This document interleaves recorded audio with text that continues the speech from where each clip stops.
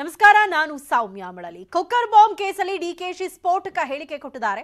Voter ID ಹಗರಣವನ್ನ ಮುಚ್ಚಾಕುವ ಷಡ್ಯಂತ್ರ ಅಂತ KPCC ಅಧ್ಯಕ್ಷ ಡಿಕೆ ಶಿವಕುಮಾರ್ ಸ್ಫೋಟಕ ಹೇಳಿಕೆ ಕೊಟ್ಟಿದ್ದಾರೆ.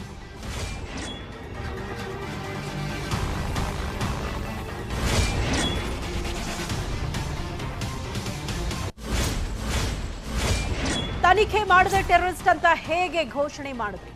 ಮುಂಬೈ ಟೆರರಿಸ್ಟ್ ಅಟ್ಯಾಕ್ ತರಹದ ಆಗಿತ್ತಾದು ಅಂತ ಡಿಕೆ ಶಿವಕುಮಾರ್ ಅವರು ಪ್ರಶ್ನೆ ಮಾಡಿದ್ದಾರೆ. ಪುಲ್ವಾಮಾ ತರಹದ ಘಟನೆ ಆಗಿತ್ತಾ ಅದು ಅಂತ ಡಿಕೆ ಶಿವಕುಮಾರ್ ಅವರು ಪ್ರಶ್ನೆ ಮಾಡಿದ್ದಾರೆ. ಇದನ್ನ ಮಾಡಿದ್ದು ಮತದಾನದ ಹಕ್ಕನ್ನ ಕದಿಯೋದಕ್ಕೆ. ಅದೇನೋ ಕುಕ್ಕರ್ ಬಾಂಬ್ ಅಂತೆ, ಅದ್ ಹೇಗೆ ಪ್ರೊಜೆಕ್ಟ್ ಮಾಡಿದ್ರಿ? ಡಿಜಿ ಯಾಕಷ್ಟು ಸ್ಪೀಡ್ ಆಗಿ ಟ್ವೀಟ್ ಮಾಡಿದ್ದು ಅಂತ ಡಿಕೆ ಶಿವಕುಮಾರ್ ಅವರು ಪ್ರಶ್ನೆ ಮಾಡಿದ್ದಾರೆ. ಕುಕ್ಕರ್ ಬಾಂಬ್ ಕೇಸ್ಗೆ ಸಂಬಂಧಪಟ್ಟ ಹಾಗೆ ಆ ಒಂದು ಪ್ರಕರಣವನ್ನ, ಈ ಮತದಾರರ ಮಾಹಿತಿ ಕದ್ದಂತ ಪ್ರಕರಣ ಇದೆಯಲ್ಲ, ಆ ಒಂದು ಪ್ರಕರಣಕ್ಕೆ ಅವರು ಹೋಲಿಕೆ ಮಾಡಿ ಮಾತಾಡಿರುವಂಥದ್ದು. ಆ ಒಂದು ಕೇಸನ್ನ ಮುಚ್ಚಾಕೋದಕ್ಕೆ ಈ ಒಂದು ಪ್ರಕರಣದಲ್ಲಿ ಆತನನ್ನ ಟೆರರಿಸ್ಟ್ ರೀತಿಯಲ್ಲಿ ಬಿಂಬಿಸಿದ್ರು. ಅದೇನಾದ್ರೂ ಮುಂಬೈ ಟೆರರಿಸ್ಟ್ ಅಟ್ಯಾಕ್ ತರಹದ ಘಟನೆ ಆಗಿತ್ತಾ, ಪುಲ್ವಾಮಾ ತರಹದ ಘಟನೆ ಆಗಿತ್ತಾ, ನೀವು ತನಿಖೆ ಮಾಡದೆ ಅದು ಹೇಗೆ ಟೆರರಿಸ್ಟ್ ಅಂತ ಘೋಷಣೆ ಮಾಡಿದ್ರಿ ಅಂತ ಹೇಳಿ ಕುಕ್ಕರ್ ಬಾಂಬ್ ಪ್ರಕರಣಕ್ಕೆ ಸಂಬಂಧಪಟ್ಟ ಹಾಗೆ ಡಿಕೆ ಶಿವಕುಮಾರ್ ಅವರು ಸ್ಫೋಟಕ ಹೇಳಿಕೆ ಕೊಟ್ಟಿರುವಂಥದ್ದು.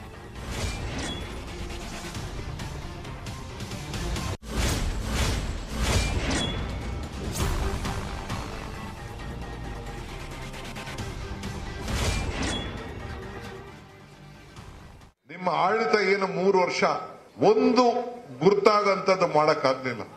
ಸುಮ್ಮನೆ ಡಿವೇಟ್ ಮಾಡ್ಕೊಂಡು ಹೊರಟವ್ರು. ಈ ವೋಟ್ ಗೇಟ್ ಸಂದರ್ಭದಲ್ಲಿ ತಿರ್ಗಾದ ಯಾವ್ದೋ ಕುಕ್ಕರ್ ಅಲ್ಲಿ ಬ್ಲಾಸ್ಟ್ ಆಗೋಯ್ತಂತೆ. ಕುಕ್ಕರ್ ಅಲ್ಲಿ ಬ್ಲಾಸ್ಟ್ ಎಲ್ಲಿತ್ತು? ಯಾವ ಕುಕ್ಕರ್? ಆಟೋಲ್ಲಿ ಎನ್ನೇ ಟೆರರಿಸ್ಟ್ ಬಂದ್ಬಿಟ್ಟಿದಂತೆ. ಎಲ್ಲಿಂದ ಬಂದ್ಬಿಟ್ಟು ಟೆರರಿಸ್ಟ್ ಎಲ್ಲ ಪ್ಲಾಂಟ್ ಮಾಡ್ಕೊಂಡು ಡಿಜಿ ಬಹಳ ಅರ್ಜೆಂಟ್ ಆಗಿ ವಿಸಿಟ್ ಕೊಟ್ಬಿಟ್ಟು ಏನೇನ್ ಡಿಬೇಟ್ ಮಾಡಕ್ ಪ್ರಯತ್ನ ಮಾಡ್ತಾ ಇದ್ದಾರೆ. What you are trying to do? ಜನ ದಡ್ರ ಜನ ಬರೀ ಭಾವನೆ ಮೇಲೆ ಇವತ್ತು ಬಳಸಿ. ಯಾಕೆ ಶಿವಮೊಗ್ಗಕ್ಕೆ ಒಬ್ನು ಇನ್ವೆಸ್ಟ್ಮೆಂಟ್ ಮಾಡ್ತೀನಿ ಅಂತ ಹೋಗ್ಲಿಲ್ಲ? ನಿಮ್ಮ 10 ಲಕ್ಷ ಕೋಟಿಲಿ ಯಾಕೆ ಮಂಗಳೂರಲ್ಲಿ ಯಾರು ಇನ್ವೆಸ್ಟ್ಮೆಂಟ್ ಮಾಡ್ತೀನಿ ಅಂತ ಹೋಗ್ಲಿಲ್ಲ? ಯಾಕೆ ಉಡುಪಿಲಿ ಯಾರು ಹೋಗ್ಲಿಲ್ಲ? Why in the global investors meet 10 lakh crore ಬಂಡವಾಳ ಹಾಕ್ದವರು ಪಟ್ಟಿ ಬಿಡುಗಡೆ ಮಾಡಿ ಯಾರು ಹೋಗಿ ಇನ್ವೆಸ್ಟ್ಮೆಂಟ್ ಮಾಡ್ತೀನಿ ನಾನು ಅಲ್ಲಿ ಅಂತೇಳಿ 1 ಲಕ್ಷ ಕೋಟಿ ಯಾರು ಹೋಗ್ಬೇಕಲ್ಲ? ಶಿವಮೊಗ್ಗಕ್ಕೆ ಏರ್ಪೋರ್ಟ್ ಆಗ್ತಾ ಇದೆಯಲ್ಲ, ಕಮಲದ ರೂಪದಲ್ಲಿ ಏರ್ಪೋರ್ಟ್ ಬರ್ತಾ ಇದೆಯಲ್ಲ. ಶಿವಮೊಗ್ಗ, ಮಂಗಳೂರು ಏನೆಲ್ಲ ಶಾಸಕರು ನಿಮ್ಗೆ ಕೊಟ್ಟಿದ್ದಾರಲ್ಲ, ಯಾಕೆ ಅವರ ಬದುಕು ಬಗ್ಗೆ ನೀವು ಯೋಚನೆ ಮಾಡ್ತಾ ಇಲ್ಲ? Why an investor is not going to Shivamogga, Mangaluru, Udupi, north ಕೇಂದ್ರ, ಸೌತ್ ಕೇಂದ್ರ, ಮಲ್ನಾಡಿಗೆ ಯಾಕೆ ಹೋಗ್ತಾ ಇಲ್ಲ? ಬರೀ ಬೆಂಗಳೂರು ಯಾಕೆ ಯೋಚನೆ ಮಾಡ್ತಾ ಇದ್ದಾರೆ? ಬೇರೆ ಕಡೆ ಯಾಕೆ ಯೋಚನೆ ಮಾಡ್ತಾ ಇದ್ದಾರೆ? ನಿಮ್ಮ ಬರೀ ಬದುಕಿನನ್ನ, ಅವರ ಹೊಟ್ಟೆ ಪಾಡನ್ನ ಹಾಳು ಮಾಡ್ತಾ ಇದ್ದೀರಿ. ಬರೀ ಭಾವನೆಯಲ್ಲಿ ಈ ದೇಶ ಕಟ್ಟಲಿಕ್ಕೆ ನೀವು ಹೊರಟಿದ್ದೀರಿ, ರಾಜ್ಯ ಕಟ್ಟಲಿಕ್ಕೆ ಹೊರಟಿದ್ದೀರಿ, ಅಧಿಕಾರ ಬರ್ಲಿಕ್ಕೆ ಹೊರಟಿದ್ದೀರಿ, ಹೊಟ್ಟೆ ಪಾಡು ತುಂಬಿಸ್ಲಿಕ್ಕಲ್ಲ. ನಿಮ್ಮ ಆಡಳಿತ ಏನು 3 ವರ್ಷ ಒಂದು ಗುರ್ತಾಗಂತದ್ದು ಮಾಡಕ್ಕಾಗ್ಲಿಲ್ಲ. ಸುಮ್ಮನೆ ಡಿವೇಟ್ ಮಾಡ್ಕೊಂಡು ಹೊರಟವ್ರು. ಈ ವೋಟ್ ಗೇಟ್ ಸಂದರ್ಭದಲ್ಲಿ ತಿರ್ಗಾದ ಯಾವ್ದೋ ಕುಕ್ಕರ್ ಅಲ್ಲಿ ಬ್ಲಾಸ್ಟ್ ಆಗೋಯ್ತಂತೆ. ಕುಕ್ಕರ್ ಅಲ್ಲಿ ಬ್ಲಾಸ್ಟ್ ಎಲ್ಲಿತ್ತು? ಯಾವ ಕುಕ್ಕರ್? ಆಟೋಲ್ಲಿ ಎನ್ನೇ ಟೆರರಿಸ್ಟ್ ಬಂದ್ಬಿಟ್ಟಿದಂತೆ. ಎಲ್ಲಿಂದ ಬಂದ್ಬಿಟ್ಟು ಟೆರರಿಸ್ಟ್ ಎಲ್ಲ ಪ್ಲಾಂಟ್ ಮಾಡ್ಕೊಂಡು ಡಿಜಿ ಬಹಳ ಅರ್ಜೆಂಟ್ ಆಗಿ ವಿಸಿಟ್ ಕೊಟ್ಬಿಟ್ಟು ಏನೇನ್ ಡಿಬೇಟ್ ಮಾಡಕ್ ಪ್ರಯತ್ನ ಮಾಡ್ತಾ ಇದ್ದಾರೆ. What you are trying to do? ಜನ ದಡ್ರ ಜನ ಬರೀ ಭಾವನೆ ಮೇಲೆ ಇವತ್ತು ಬಳಸಿ. ಯಾಕೆ ಶಿವಮೊಗ್ಗಕ್ಕೆ ಒಬ್ನು ಇನ್ವೆಸ್ಟ್ಮೆಂಟ್ ಮಾಡ್ತೀನಿ ಅಂತ ಹೋಗ್ಲಿಲ್ಲ? ನಿಮ್ಮ 10 ಲಕ್ಷ ಕೋಟಿಲಿ ಯಾಕೆ ಮಂಗಳೂರಲ್ಲಿ ಯಾರು ಇನ್ವೆಸ್ಟ್ಮೆಂಟ್ ಮಾಡ್ತೀನಿ ಅಂತ ಹೋಗ್ಲಿಲ್ಲ? ಇನ್ನು ಡಿಕೆ ಶಿವಕುಮಾರ್ ಅವರ ಈ ಸ್ಟೇಟ್ಮೆಂಟ್ ವಿಚಾರಕ್ಕೆ ಸಂಬಂಧಪಟ್ಟ ಹಾಗೆ ರಾಜಕೀಯ ಲಾಭಕ್ಕಾಗಿ ಈ ರೀತಿ ಹೇಳಿಕೆಯನ್ನ ನೀಡಿದ್ದಾರೆ. ವೋಟರ್ ಹಗರಣಕ್ಕೂ ಇದಕ್ಕೂ ಏನ್ ಸಂಬಂಧ ಅಂತ ನ್ಯೂಸ್ 18ಗೆ ಗೃಹ ಸಚಿವ ಆರ್ಗ ಜ್ಞಾನೇಂದ್ರ ಪ್ರಶ್ನೆ ಮಾಡಿದ್ದಾರೆ. ನ್ಯೂಸ್ 18ಗೆ ಹೇಳಿಕೆಯನ್ನ ಕೊಟ್ಟಿರುವಂತದ್ದು ಜವಾಬ್ದಾರಿ ಸ್ಥಾನದಲ್ಲಿದ್ದು ಹೀಗೆ ಮಾತಾಡಬಾರ್ದು. ಪೊಲೀಸರು ಎಲ್ಲಾ ರೀತಿಯಲ್ಲೂ ತನಿಖೆಯನ್ನ ಮಾಡಿದ್ದಾರೆ. ಆರೋಪಿ ಬಗ್ಗೆ ಡಿಕೆಶಿ ಹೀಗೆ ಮಾತಾಡಿದ್ದು ಸರಿ ಅಲ್ಲ ಅಂತ ನ್ಯೂಸ್ 18ಗೆ ಗೃಹ ಸಚಿವ ಆರ್ಗ ಜ್ಞಾನೇಂದ್ರ ಅವರು ಹೇಳಿದ್ದಾರೆ. ರಾಜಕೀಯ ಲಾಭಕ್ಕಾಗಿ ಈ ರೀತಿ ಹೇಳಿಕೆಯನ್ನ ಕೊಟ್ಟಿದ್ದಾರೆ. ವೋಟರ್ ಹಗರಣಕ್ಕೂ ಇದಕ್ಕೂ ಎಲ್ಲಿಗೆ ಸಂಬಂಧ ಅಂತ ಗೃಹ ಸಚಿವ ಆರ್ಗ ಜ್ಞಾನೇಂದ್ರ ಅವರು ಕೇಳಿದ್ದಾರೆ. ಈ ಕುರಿತಂತೆ ನಮ್ಮ ಪ್ರತಿನಿಧಿ ಕೃಷ್ಣ ಅವರ ಜೊತೆ ಗೃಹ ಸಚಿವ ಆರ್ಗ ಜ್ಞಾನೇಂದ್ರ ಅವರು ಮಾತಾಡಿದ್ದಾರೆ. ಏನೇನು ಹೇಳಿದ್ರು ಬನ್ನಿ ನೋಡೋಣ. ನಮ್ಮ ಜೊತೆಗೆ ಗೃಹ ಸಚಿವ ಆರ್ಗ ಜ್ಞಾನೇಂದ್ರ ಅವರಿದ್ದಾರೆ. ಸರ್, ಈಗ ಮುಖ್ಯವಾಗಿ ಮಂಗಳೂರು ಕುಕ್ಕರ್ ಬ್ಲಾಸ್ಟ್ ಸಂಬಂಧಪಟ್ಟಂತೆ ಡಿಕೆ ಶಿವಕುಮಾರ್ ಒಂದು ರೀತಿ ಘನಘೋರ ಆಪಾದನೆಯನ್ನ ಮಾಡಿದ್ದಾರೆ. ಇಲ್ಲೊಂದ್ ಕಡೆ ಅವರು ಏನು ವೋಟರ್ ಐಡಿಯನ್ನ ಪ್ರಸ್ತಾಪವನ್ನ ಮಾಡಿದ್ರು, ಆ ಒಂದು ಹಗರಣವನ್ನ ಮುಚ್ಚಿ ಹಾಕೋದಕ್ಕೆ ಸರ್ಕಾರ ಈ ಒಂದು ಕುಕ್ಕರ್ ಬ್ಲಾಸ್ಟ್ ಅನ್ನ ಮುಂದೆ ತಂತು ಅಂತ. ನೋಡಿ, ಈ ರೀತಿ ಡಿ ಕೆ ಶಿವಕುಮಾರ್ ಮಾತಾಡ್ತಾರೆ ಅಂತ ಹೇಳಿದ್ರೆ ನಮ್ಮ ಪೊಲೀಸರ ಆತ್ಮಸ್ಥೈರ್ಯವನ್ನು ಕುಗ್ಗಿಸ್ತಕ್ಕಂಥ ಮಾತುಗಳಿದು. ಯಾಕಂದ್ರೆ UAPA ಕಾಯ್ದೆಯನ್ನು ಅವನ ಮೇಲೆ ಹಾಕಿತ್ತು, ಜೈಲಲ್ಲಿದ್ದ ಹಿಂದೆ ಬೇರೆ ಬೇರೆ ಲಿಂಕ್ ಇತ್ತು ಅನ್ನುವಂಥದ್ದು ಪೊಲೀಸರ ಎಲ್ಲ ತನಿಖೆಯಿಂದ ದೃಢಪಟ್ಟಿದೆ. ಆತ ಟೆರರಿಸ್ಟ್ ಹೌದಾ ಅಲ್ವಾ ಅಂತೇಳಿ ಹೇಳಿ ಡಿ ಕೆ ಶಿವಕುಮಾರ್ ಅವರು ಸರ್ಟಿಫಿಕೇಟ್ ಕೊಡ್ಲಿಕ್ಕೆ ಹೊರಟಿದ್ದಾರೆ ಅಂತ ಹೇಳಿದ್ರೆ ಇದರ ಅರ್ಥ ಏನು ಅಂತ ಹೇಳಿ ನಾನು ಸಾರ್ವಜನಿಕರಿಗೆ ಬಿಡ್ತೀನಿ. ಅಲ್ಪಸಂಖ್ಯಾತರ ತುಷ್ಟೀಕರಣಕ್ಕೋಸ್ಕರ ಈ ರೀತಿ ಮಾತುಗಳನ್ನು ಆಡ್ತಾರೆ. ದೇಶದ ಸಮಗ್ರತೆ ಏಕತೆಯ ದೃಷ್ಟಿಯಿಂದ ಪೊಲೀಸರು ಪ್ರಯತ್ನ ಮಾಡಿ ಅವ್ರನ್ನ ಹಿಡಿದು ಅವ್ರನ್ನ ಎಲ್ಲ ಬೇರ್ಗಳ ಸಹಿತ ಬೇರೆ ಮಟ್ಟಕ್ಕೆ ಹೋಗಿ ತನಿಖೆ ನಡೆಸ್ತಾ ಇದ್ರೆ ಇವರು ಈ ರೀತಿ ಅವ್ರನ್ನೇನೋ ಜೈಲಿಂದ ಹೊರಗೆ ತರುವಂತ ರೀತಿಯಲ್ಲಿ ಅವರು ನಿರಪರಾಧಿ ಅನ್ನೋ ರೀತಿಯಲ್ಲಿ ಇವರು ಮಾತಾಡ್ತಾರೆ ಅಂದ್ರೆ ಮಂಗಳೂರಿನ ಜನಕ್ಕೆ ಗೊತ್ತಿದೆ ಏನಾಯ್ತು ಅವತ್ತು ಅಂತ ಹೇಳಿ. ಮತ್ತು ಇಡೀ ಪೊಲೀಸ್ ಇಲಾಖೆಯನ್ನು ಕೂಡ ದಿಗ್ಭ್ರಮೆ ಒಳಗಾಗಿದೆ. ಪೊಲೀಸ್ ಇಲಾಖೆ ತುಂಬಾ ಚೆನ್ನಾಗಿ ಕೆಲಸ ಮಾಡಿದೆ ಮತ್ತು ಆ ವ್ಯಕ್ತಿಗಳನ್ನ ಏನೇನು ಮಾಡಬಹುದು ಈಗ NIA ಕೊಟ್ಟಿದ್ದಾರೆ. ನಾನು ಅದ್ರ ಬಗ್ಗೆ ವಿಸ್ತಾರವಾಗಿ ಹೇಳೋದಿಲ್ಲ. ಆದರೆ ಡಿ ಕೆ ಶಿವಕುಮಾರ್ ಅಂತವರು ಇದರಲ್ಲೂ ಕೂಡ ರಾಜಕೀಯ ಲಾಭ ಪಡೀಲಿಕ್ಕೆ ಹೊರಡ್ತಾರೆ ಅಂದ್ರೆ ನಾನು ಅವ್ರ ಬಗ್ಗೆ ಏನು ಹೇಳಬೇಕು ನನಗಂತೂ ಅರ್ಥ ಆಗ್ತಾ ಇಲ್ಲ. ತನಿಖೆ ಮಾಡದೆ ಟೆರರಿಸ್ಟ್ ಅಂತ ಘೋಷಣೆಯನ್ನ ಮಾಡ್ತಾರೆ, DG ಅವರು ಟ್ವೀಟ್ ಅನ್ನ ಮಾಡ್ತಾರೆ. ಇದನ್ನು ಪುಲ್ವಾಮಾ ತರ ಆಗಿತ್ತಾ ಅಥವಾ ಮುಂಬೈ ಟೆರರಿಸ್ಟ್ ಅಟ್ಯಾಕ್ ತರ ಆಗಿತ್ತಾ ಅಂತ? ಸರ್, ಇವ್ರ ಕಾಲದಲ್ಲಿ ಅವೆಲ್ಲವೂ ಆಗಿತ್ತು. ಎಷ್ಟೋ ಜನ ಸತ್ರು. ಇಡೀ ದೇಶದಲ್ಲಿ ದೀಪಾವಳಿ ಪಟಾಕಿ ರೀತಿಯಲ್ಲಿ ಬಾಂಬ್ಗಳು ಬ್ಲಾಸ್ಟ್ ಆಗ್ತಾ ಇತ್ತು. ಹೊರಗೋದವ್ರು ಮನೆಗೆ ಬರ್ತಾರೆ ಅನ್ನುವಂಥ ಗ್ಯಾರಂಟಿ ಇರಲಿಲ್ಲ ಇವ್ರ ಆಡಳಿತದಲ್ಲಿ. ಅದೆಲ್ಲ ಆದ್ರ ಮೇಲೆ ಅನೌನ್ಸ್ ಮಾಡೋದು, ಹಿಡಿಯೋದು. ಆಗೋಕ್ಕಿಂತ ಮೊದಲು ಹಿಡಿದು ಅವ್ರನ್ನೆಲ್ಲ ಬಂಧಿಸಿ ಇದನ್ನ ಮಾಡಿದ್ರಿಂದಲೇ ಈಗೊಂದು 7-8 ವರ್ಷದಲ್ಲಿ ಮೋದಿ ಸರ್ಕಾರದ ಆಡಳಿತದಲ್ಲಿ ಇವೆಲ್ಲವೂ ನಿಂತಿದ್ದಾವೆ, ಕಡಿವಾಣ ಹಾಕಿದ್ದಾರೆ. ಜಮ್ಮು ಕಾಶ್ಮೀರದಲ್ಲಿ ಏನಾಗ್ತಾ ಇತ್ತು ಹೇಳಿ, ಕಲ್ಲು ಹೊಡಿತಾ ಇದ್ರು ಜನ ನಮ್ಮ ಮಿಲಿಟರಿಯವ್ರ ಮೇಲೆ. ಈ ಮಟ್ಟಕ್ಕೆ ಇವರು ತಗೊಂಡೋಗಿ ನಿಲ್ಲಿಸಿದ್ರು. ಓಟಿನ ಆಸೆಗಾಗಿ ಅಲ್ಪಸಂಖ್ಯಾತರು ಓಟ್ ಹೋಗುತ್ತೆ ಅಂತ ಹೇಳಿ ಇವರೆಲ್ಲ ದೇಶದ ಗೌರವವನ್ನು ಹರಾಜು ಮಾಡಿಟ್ಟಿದ್ರು ಇವರು ಸರ್ಕಾರಗಳು. ಇವತ್ತು ಅಟ್ಲೀಸ್ಟ್ ಬಿಗಿಯಾಗಿ NIA ರಚನೆ ಮಾಡಿದ್ದಾರೆ. ನಮ್ಮ ಪೊಲೀಸರಿಗೂ ಒಂದು ಆತ್ಮಸ್ಥೈರ್ಯದಿಂದ ಕೆಲಸ ಮಾಡ್ತಾ ಇದ್ದಾವೆ. ಈ ರೀತಿ ಟೆರರಿಸ್ಟ್ ಯಾರಿದ್ದಾರೆ, ಟೆರರಿಸ್ಟ್ ಸೆಲ್ಗಳನ್ನ ನಾಶ ಮಾಡುವಂತ ಎಲ್ಲ ಪ್ರಾಮಾಣಿಕ ಪ್ರಯತ್ನ ನಡೀತಾ ಇದೆ. ಇಂಥ ಸಂದರ್ಭದಲ್ಲಿ ಅಪ್ರಿಸಿಯೇಟ್ ಮಾಡಬೇಕಾಗಿತ್ತು ಡಿ ಕೆ ಶಿವಕುಮಾರ್ ಅಂತ ವ್ಯಕ್ತಿಗಳು. ಅದು ಬಿಟ್ಟು ಯಾವುದೋ ರಾಜಕೀಯ ಲಾಭಕ್ಕಾಗಿ ಯಾರದೋ ತುಷ್ಟೀಕರಣಕ್ಕಾಗಿ ಅಂತ ಮಾತಾಡ್ತಾ ಇದ್ದಾರೆ. ಖಂಡಿತವಾಗಿ ಅದನ್ನು ಖಂಡಿಸ್ತೇನೆ ನಾನು. ವೋಟರ್ ಹಗರಣ ತನಿಖೆಗೆ ಸರ್ಕಾರಕ್ಕೆ ಭಯನಾ ಸರ್ ತನಿಖೆ ಮಾಡೋದಕ್ಕೆ? ಡಿ ಕೆ ಶಿವಕುಮಾರ್ ಪ್ರಶ್ನೆ ಮಾಡೋದು ಸರ್, ವೋಟರ್ ಹಗರಣಕ್ಕೂ ಇದಕ್ಕೂ ಏನ್ ಸಂಬಂಧ? ಏನ್ ಯಾವ ಇದನ್ನ ಎಲ್ಲಿಗೆ ತಗೊಂಡೋಗಿ ಮುಟ್ಟಿಸ್ತಾರೆ ಇವರು? ವೋಟರ್ ಹಗರಣನೇ ಬೇರೆ, ಇವರೇ ಮಾಡಿದ ಪಾಲಿಸಿ ಅದು. ವೋಟರ್ ಇದನ್ನ ಖಾಸಗಿಯವರಿಗೆ ಕೊಡ್ಲಿಕ್ಕೆ ವ್ಯತ್ಯಾಸ ಆಗಿದೆ. ಎಲ್ಲರನ್ನು ಅರೆಸ್ಟ್ ಮಾಡಿದ್ದಾರೆ, ಕಾನೂನು ಕ್ರಮ ಆಗ್ತಾ ಇದೆ. ಅದರಲ್ಲಿ ಏನಿದೆ? ಜವಾಬ್ದಾರಿ ತೆಗೆದಿರುವಂತಹ ಸ್ಥಾನದಲ್ಲಿ ಡಿ ಕೆ ಶಿವಕುಮಾರ್ ಈ ರೀತಿ ಹೇಳಿಕೆಯನ್ನು ಕೊಡ್ತಾರೆ ಅಂತಂದ್ರೆ ಸಾರ್ವಜನಿಕ ಏನ್ ಸಂದೇಶ ಹೋಗುತ್ತೆ ಅಂತ ಸರ್? ಖಂಡಿತ ನಾನೀಗ ಹೇಳಿದ್ನಲ್ರಿ, ಡಿ ಕೆ ಶಿವಕುಮಾರ್ ಅವರು ಮತ್ತು ಅವ್ರ ಪಕ್ಷ ಮೊದಲಿಂದ ಮಾಡಿದ್ದೇ ಅದೇ ಕೆಲಸ. ಈಗಂತೂ ಎಲೆಕ್ಷನ್ ಹತ್ರ ಬರ್ತಾ ಇದೆ, ಅಲ್ಪಸಂಖ್ಯಾತರು ವೋಟ್ ಬೇಕು. ಅವನು ಟೆರರಿಸ್ಟ್ ಅನ್ನು ಸಮರ್ಥನೆ ಮಾಡ್ಲಿಕ್ಕೆ ಹೊರಟಿದ್ದಾರೆ ಇವರು. ಇವರಿಗೆ ಹಿಂದೆ ಮುಂದೆ ಏನು ಯೋಚನೆ ಇಲ್ಲದೆ ಇದ್ರೆ ಏನ್ ಮಾಡೋದು? ಇವರೊಬ್ಬ ಮಂತ್ರಿಯಾಗಿ ಸರ್ಕಾರ ನಡೆಸಿದವರು. ಅಟ್ಲೀಸ್ಟ್ ಇಂಥ ಒಂದು ಸಂದರ್ಭದಲ್ಲಿ ಆದರೂ ಕೂಡ ಪಕ್ಷಾತೀತವಾಗಿ ಯೋಚನೆ ಮಾಡಲಿಕ್ಕೆ ನಮಗೆ ಬರೋದಿಲ್ಲ ಅಂತ ಹೇಳಾಗೋದಾದ್ರೆ ಇದು ನಿಜವಾಗ್ಲೂ ಕೂಡ ಖಂಡನೀಯವಾದಂತಹ ಸಂಗತಿ. ಈಗ ಕುಕ್ಕರ್ ಬ್ಲಾಸ್ಟ್ ಪ್ರಕರಣ ಎಲ್ಲಿಗೆ ಬಂದಿದೆ ಸರ್ ತನಿಖೆ? ಸರ್, ಕುಕ್ಕರ್ ಬ್ಲಾಸ್ಟ್ ಪ್ರಕರಣ ನಮ್ಮ ಪೊಲೀಸರು ಎಲ್ಲಾ ರೀತಿಯಿಂದನೂ ತನಿಖೆ ನಡೆಸಿದ್ದಾರೆ ಮತ್ತು NIA ಈ ತನಿಖೆಯನ್ನ ವಹಿಸಿಕೊಂಡಿದೆ. ಹಾಗಾಗಿ ಅವರು ಮಾಡ್ತಾ ಇದ್ದಾರೆ. ಅದು ಈ ತನಿಖೆ ಮುಂದುವರಿತಾ ಇರೋದ್ರಿಂದ ನಾನು ಇದ್ರ ಬಗ್ಗೆ ಏನು ಹೆಚ್ಚಿಗೆ ಹೇಳೋದಿಲ್ಲ. ಹಾಗಿದ್ರೆ ಏನು ಮುಚ್ಚಾಕುವಂತ ಸರ್ಕಾರ ಈ ರೀತಿ ಅದನ್ನು ಡಿ ಕೆ ಶಿವಕುಮಾರ್ ಹೇಳಿಕೆ ಕೊಟ್ಟಂಗೆ ಸರ್ಕಾರ ನಡೆದುಕೊಂಡಿಲ್ಲ ಸರ್? ಹಾಗಿದ್ರೆ ಸರ್, ಮುಚ್ಚಾಕುವಂತದ್ದಲ್ಲ ಸರ್. ಇಡೀ ದೇಶದಲ್ಲಿ ಇಂಥವ್ರ ಮುಖವಾಡ ಕಳಿಸ್ತಾ ಇದೀವಿ, ಇಂಥ ಸಂಘಟನೆಗಳ ಮುಖವಾಡ ಕಳಿಸ್ತಾ ಇದೀವಿ, ಮತಾಂಧ ಶಕ್ತಿಗಳನ್ನ ಬಹಿರಂಗ ಮಾಡಿದೀವಿ. ಹಾಗಾಗಿ ಇವತ್ತು ಶಾಂತಿ ನೆಮ್ಮದಿ ನಿರ್ಮಾಣ ಆಗಿದೆ. ಇವ್ರ ಹಾಗೇನು ಓಲೈಕೆ ರಾಜಕಾರಣ ಮಾಡಿ ನೀನು ಎಷ್ಟು ಜನರನ್ನಾರು ಸಾಯಿಸು ನಮ್ಗೆ ಓಟ್ ಕೊಡು ಅಂತ ಹೇಳಿದ್ರೆ ಏನ್ ಬೇಕಾದ್ರೂ ಆಗ್ತಿತ್ತು. ಅಂತ ರಾಜಕಾರಣ ಖಂಡಿತವಾಗೂ ಮಾಡೋದಿಲ್ಲ. ಬಹಳ ಸ್ಟ್ರಿಕ್ಟ್ ಆಗಿ ಪೊಲೀಸರು ಮತ್ತು NIA ತನಿಖೆ ನಡೆಸ್ತಾ ಇದೆ. Thank you sir. ಇದಿಷ್ಟು ಗೃಹ ಸಚಿವ ಆರಗ ಜ್ಞಾನೇಂದ್ರ ಅವರು ಮಾತಾಗಿದೆ. ಕ್ಯಾಮರಾ ಪರ್ಸನ್ ವಿಶ್ವನಾಥ್ ಅವರ ಜೊತೆಗೆ ಕೃಷ್ಣ ಜೀವಿ, ನ್ಯೂಸ್ 18 ಕನ್ನಡ, ಬೆಂಗಳೂರು. ಇನ್ನು DKಶಿ ಹೇಳಿಕೆ ಬಗ್ಗೆ ಮಾಜಿ ಶಾಸಕ ಜೀವರಾಜ್ ಪ್ರತಿಕ್ರಿಯಿಸಿದ್ದಾರೆ. ಅವ್ರು ಏನ್ ಹೇಳಿದ್ರು ಬನ್ನಿ ನೋಡೋಣ. ನೋಡಿ, ಇದು DK ಶಿವಕುಮಾರ್ ರಕ್ತದ ಪ್ರಾಬ್ಲಮ್ ಅದು. ಯಾಕಂತ ಹೇಳಿದ್ರೆ ಈ ಕಾಂಗ್ರೆಸ್ಸಿನಲ್ಲಿರೋ ರಕ್ತ ಇದೆಯಲ್ಲ, ಈ ರಕ್ತಕ್ಕೆ ಯಾವತ್ತೂ ದೇಶದ ಬಗ್ಗೆ ಕಾಳಜಿ ಇಲ್ಲೇ ಇಲ್ಲ. ಅವ್ರಿಗೆ ಓಟಿನ ಬಗ್ಗೆ ಅಷ್ಟೇ ಕಾಳಜಿ ಇರೋದು. ಅವರು ದೇಶದ ಬಗ್ಗೆ ಕಾಳಜಿ ಇಟ್ಟುಕೊಂಡು ಯೋಚನೆ ಮಾಡಿದರೆ ಈ ಥರದ ಪದ ಅವ್ರ ಬಾಯಿಂದ ಬರೋಕ್ಕೆ ಸಾಧ್ಯನೇ ಇಲ್ಲ. ಇದು ಅದು ಎರಡು ಒಂದಕ್ಕೊಂದಕ್ಕೂ ಸಂಬಂಧ ಇಲ್ಲ. ದೇಶ ಉಳಿದ್ರೆ ವೋಟರ್ ಐ ಡಿ ಉಳಿತದೆ. ಇವರಿಗೆ ಇದು ಗೊತ್ತಿದ್ರೆ ಸಾಕು. ಯಾವ್ಯಾವ ದೇಶಗಳು ಏನೇನಾಗಿ ಹೋಗಿದ್ದಾವೆ, ಬೇರೆ ಬೇರೆ ಪ್ರಪಂಚದ ಬೇರೆ ಬೇರೆ ದೇಶಗಳು, ಕ್ರಿಶ್ಚಿಯನ್ ಕಂಟ್ರಿಗಳು ಮುಸ್ಲಿಂ ಆಗಿ ಹೋಗಿದ್ದಾವೆ. ಮತ್ತು ನೆಮ್ಮದಿಯ ಬದುಕನ್ನು ಬದುಕಲಿಕ್ಕಾಗದೇ ಇರುವಂಥ ಸ್ಥಿತಿಯನ್ನು ನೀವು ಇರಾಕ್ನಲ್ಲಿ ಇದರಲ್ಲಿ.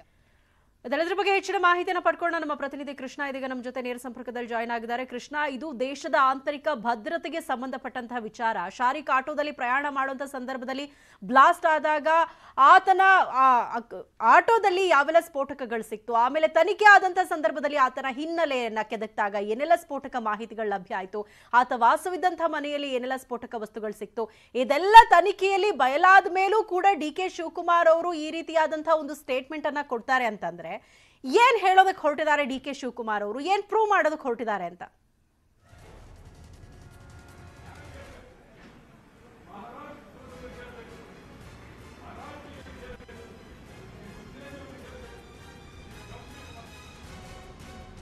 ಓಕೆ, ಸಂಪರ್ಕ ಸಾಧ್ಯ ಆಗ್ತಾ ಇಲ್ಲ. ಡಿ.ಕೆ. ಶಿವಕುಮಾರ್ ಅವರ ಈ ಒಂದು ಸ್ಟೇಟ್ಮೆಂಟ್ ಇದೆಯಲ್ಲ, ಈ ಒಂದು ವಿಚಾರಕ್ಕೆ ಇದೀಗ ದೊಡ್ಡ ಮಟ್ಟದಲ್ಲಿ ಆಕ್ರೋಶ ವ್ಯಕ್ತ ಆಗ್ತಾ ಇದೆ. ವೋಟರ್ ಐಡಿ ಸ್ಕ್ಯಾಮಿಗೂ ಬಾಂಬ್ ಬ್ಲಾಸ್ಟ್ ಪ್ರಕರಣಕ್ಕೂ ಎಲ್ಲಿಂದ ಎಲ್ಲಿಗೆ ಲಿಂಕ್? ದೇಶದ ಆಂತರಿಕ ಭದ್ರತೆಗೆ ಸಂಬಂಧಪಟ್ಟ ವಿಚಾರ. ಒಬ್ಬ ಟೆರರಿಸ್ಟ್ ಅನ್ನ ಬಂಧನ ಮಾಡಿದಿರಬಹುದು, ಆ ಪ್ರಕರಣಕ್ಕೆ ಸಂಬಂಧಪಟ್ಟ ಹಾಗೆ ತನಿಖೆ ಮಾಡಿದಿರಬಹುದು. ಈ ಒಂದು ತನಿಖೆಯನ್ನ ಇವರು ವೋಟರ್ ಐಡಿ ಹಗರಣವನ್ನ ಮುಚ್ಚಾಕೋದಕ್ಕೆ ಹಾಗಾದ್ರೆ ಉಪಯೋಗ ಮಾಡ್ಕೊಳ್ತಿದ್ದಾರೆ ಅಂತ ಡಿ.ಕೆ. ಶಿವಕುಮಾರ್ ಆರೋಪ ಮಾಡ್ತಿದ್ದಾರಲ್ಲ. ಓಲೈಕೆಯ ರಾಜಕಾರಣ ಇಷ್ಟು ದೊಡ್ಡ ಮಟ್ಟದಲ್ಲಿ ಮಾಡಬಾರ್ದು, ಹಾಗಾದ್ರೆ ಪೊಲೀಸರ ಮೇಲೆಯೇ ನಂಬಿಕೆ ಇಲ್ವಾ ಅನ್ನುವಂಥ ಪ್ರಶ್ನೆಗಳನ್ನ ಈಗ ಡಿ.ಕೆ. ಶಿವಕುಮಾರ್ ಅವರಿಗೆ ಕೇಳಲಾಗ್ತಿದೆ. ಇನ್ನು ಇದೇ ಸಂದರ್ಭದಲ್ಲಿ ಕಾಂಗ್ರೆಸ್ಗೆ ಒಂದಷ್ಟು ಪ್ರಶ್ನೆಗಳಿದೆ. ಕಾಂಗ್ರೆಸ್ಗೆ ಹಾಗಾದ್ರೆ ಪೊಲೀಸರ ಮೇಲೆ ನಂಬಿಕೆ ಇಲ್ವಾ? ತನಿಖಾ ಸಂಸ್ಥೆಗಳ ಮೇಲೆ ಕಾಂಗ್ರೆಸ್ಗೆ ವಿಶ್ವಾಸ ಇಲ್ವಾ? ಭದ್ರತೆ ವಿಚಾರದಲ್ಲೂ ರಾಜಕೀಯ ಮಾಡಬೇಕಾ ಅಂತ ಕಾಂಗ್ರೆಸ್ನವರಿಗೆ ಪ್ರಶ್ನೆಯನ್ನ ಕೇಳಲಾಗ್ತಾ ಇದೆ. ಪುಲ್ವಾಮಾ ರೀತಿಯ ಘಟನೆ ಆದ್ರಷ್ಟೇ ಹಾಗಾದ್ರೆ ಉಗ್ರ ಕೃತ್ಯನ? ದೊಡ್ಡ ಮಟ್ಟದಲ್ಲಿ ಬ್ಲಾಸ್ಟ್ ಆಗಿ ಸಾವು ನೋವುಗಳಾದಂತ ಸಂದರ್ಭದಲ್ಲೇ ಹಾಗಾದ್ರೆ ಅದನ್ನ ಉಗ್ರ ಕೃತ್ಯ ಅಂತ ಪರಿಗಣನೆ ಮಾಡೋದಾ? ಸಾವು ನೋವು ಆದ್ರಷ್ಟೇ ಭಯೋತ್ಪಾದಕ ಕೃತ್ಯವಾ? ನೂರಾರು ಜನ ಪ್ರಾಣ ಕಳ್ಕೊಂಡ್ರಷ್ಟೇ ಅದು ಉಗ್ರ ಕೃತ್ಯ ಆಗತ್ತಾ? ದೇಶದ ಗೌರವದ ವಿಚಾರದಲ್ಲೂ ರಾಜಕೀಯ ಮಾಡಬೇಕಾ? ಯಾರ ಓಲೈಕೆಗಾಗಿ ಕಾಂಗ್ರೆಸ್ನವರು ಹೀಗೆ ಮಾಡ್ತಿದ್ದಾರೆ? ವೋಟರ್ ಹಗರಣಕ್ಕೂ ಕುಕ್ಕರ್ ಸ್ಫೋಟಕ್ಕೂ ಏನ್ ಸಂಬಂಧ? ಚುನಾವಣೆ ಗೆಲ್ಲಲು ಓಲೈಕೆ ರಾಜಕಾರಣ? ನಡೆದ ಘಟನೆ ಬಗ್ಗೆ ತಕ್ಷಣ ಜನರ ಗಮನಕ್ಕೆ ತರೋದು ತಪ್ಪ? ಏನಾಗಿದೆ ಅಂತ ಹೇಳೋದು ಪೊಲೀಸರ ಮುಖ್ಯಸ್ಥರ ತಪ್ಪ? ಈ ಒಂದು ಪ್ರಶ್ನೆಗಳು ಇದೀಗ ಕಾಂಗ್ರೆಸ್ ಮುಂದೆ ಇರುವಂಥದ್ದು. ಯಾಕಂದ್ರೆ ಆ ಶಾರಿಕ್ ಆಟೋದಲ್ಲಿ ಪ್ರಯಾಣ ಮಾಡ್ತಾ ಇದ್ದಂತಹ ಸಂದರ್ಭದಲ್ಲಿ ಆ ಕುಕ್ಕರ್ ಬಾಂಬ್ ಬ್ಲಾಸ್ಟ್ ಆಗುತ್ತೆ. ಅದಕ್ಕಿಂತ ಮುಂಚೆ ಆ ಕುಕ್ಕರ್ ಬಾಂಬ್ ಅನ್ನ ಇಟ್ಕೊಂಡು ಆತ ಪೋಸ್ ಕೊಟ್ಟಿರುವಂತಹ ಫೋಟೋಗಳು ವೈರಲ್ ಆಗುತ್ತೆ. ಆತನ ಹಿಂದಿನ ರೆಕಾರ್ಡ್ ಅನ್ನ ಚೆಕ್ ಮಾಡಿದಾಗ ಆತ ಯಾವೆಲ್ಲ ಕೃತ್ಯಗಳಲ್ಲಿ ಭಾಗಿಯಾಗಿದ್ದ, ಯಾವಾಗ ಎಸ್ಕೇಪ್ ಆಗಿದ್ದ, ಬೇರೊಬ್ಬರ ಹೆಸರಲ್ಲಿ ನಕಲಿ ಸಿಮ್ ಅನ್ನ ಪಡೆದು ಆಧಾರ್ ಕಾರ್ಡ್ ಮಾಡಿ ಮೈಸೂರಲ್ಲಿ ಯಾವ ರೀತಿಯಾಗಿ ಮನೆ ಮಾಡ್ಕೊಂಡಿದ್ದ, ಇದೆಲ್ಲದರ ಬಗ್ಗೆ ಪೊಲೀಸ್ ತನಿಖೆಯಲ್ಲಿ ಮಾಹಿತಿ ತಿಳಿದು ಬಂದಾದ ಮೇಲೂ ಕೂಡ ಡಿ.ಕೆ. ಶಿವಕುಮಾರ್ ಅವರು ಇದನ್ನ ಬೇರೊಂದು ಪ್ರಕರಣಕ್ಕೆ ಕಂಪೇರ್ ಮಾಡಿ ಮಾತಾಡ್ತಾರೆ ಅಂತಂದ್ರೆ ಏನ್ ಮಾಡಕ್ ಹೊರಟಿದ್ದಾರೆ ಅಂತ ಡಿ.ಕೆ. ಶಿವಕುಮಾರ್ ಅವರಿಗೆ ಹಾಗೆ ಕಾಂಗ್ರೆಸ್ನವರಿಗೆ ಇದೀಗ ಜನ ಪ್ರಶ್ನೆ ಮಾಡ್ತಿದ್ದಾರೆ. ಇದೆಲ್ಲದರ ಬಗ್ಗೆ ಹೆಚ್ಚಿನ ಮಾಹಿತಿನ ಪಡ್ಕೊಂಡು ನಮ್ಮ ಪ್ರತಿನಿಧಿ ಕೃಷ್ಣ ಇದೀಗ ಮತ್ತೊಮ್ಮೆ ನಮ್ಮ ಜೊತೆ ನೇರ ಸಂಪರ್ಕದಲ್ಲಿ ಜಾಯ್ನ್ ಆಗಿದ್ದಾರೆ. ಕೃಷ್ಣ, ಡಿ.ಕೆ. ಶಿವಕುಮಾರ್ ಅವರ ಈಗ ಈ ಒಂದು ಸ್ಟೇಟ್ಮೆಂಟ್ ಏನಿದೆಯಲ್ಲ, ಇದು ದೊಡ್ಡ ಮಟ್ಟದಲ್ಲಿ ಟೀಕೆಗೆ ವ್ಯಕ್ತ ಆಗ್ತಾ ಇದೆ. ಯಾಕಂದ್ರೆ ಆ ಪೊಲೀಸ್ ತನಿಖೆಯಲ್ಲೂ ಕೂಡ ಅವತ್ತು ಏನಾಯ್ತು, ಆತನ ಹಿನ್ನೆಲೆ ಏನು, ಇದೆಲ್ಲದರ ಬಗ್ಗೆ ಮಾಹಿತಿ ಲಭ್ಯವಾದ ಮೇಲೂ ಕೂಡ ಡಿ.ಕೆ. ಶಿವಕುಮಾರ್ ಅವರು ಈ ರೀತಿ ಮಾತಾಡ್ತಾರೆ ಅಂತಂದ್ರೆ ಏನ್ ಪ್ರೂವ್ ಮಾಡೋದಕ್ಕೆ, ಏನ್ ಹೇಳೋದಕ್ಕೆ ಹೊರಟಿದ್ದಾರೆ ಡಿ.ಕೆ. ಶಿವಕುಮಾರ್ ಅವರು ಅಂತ?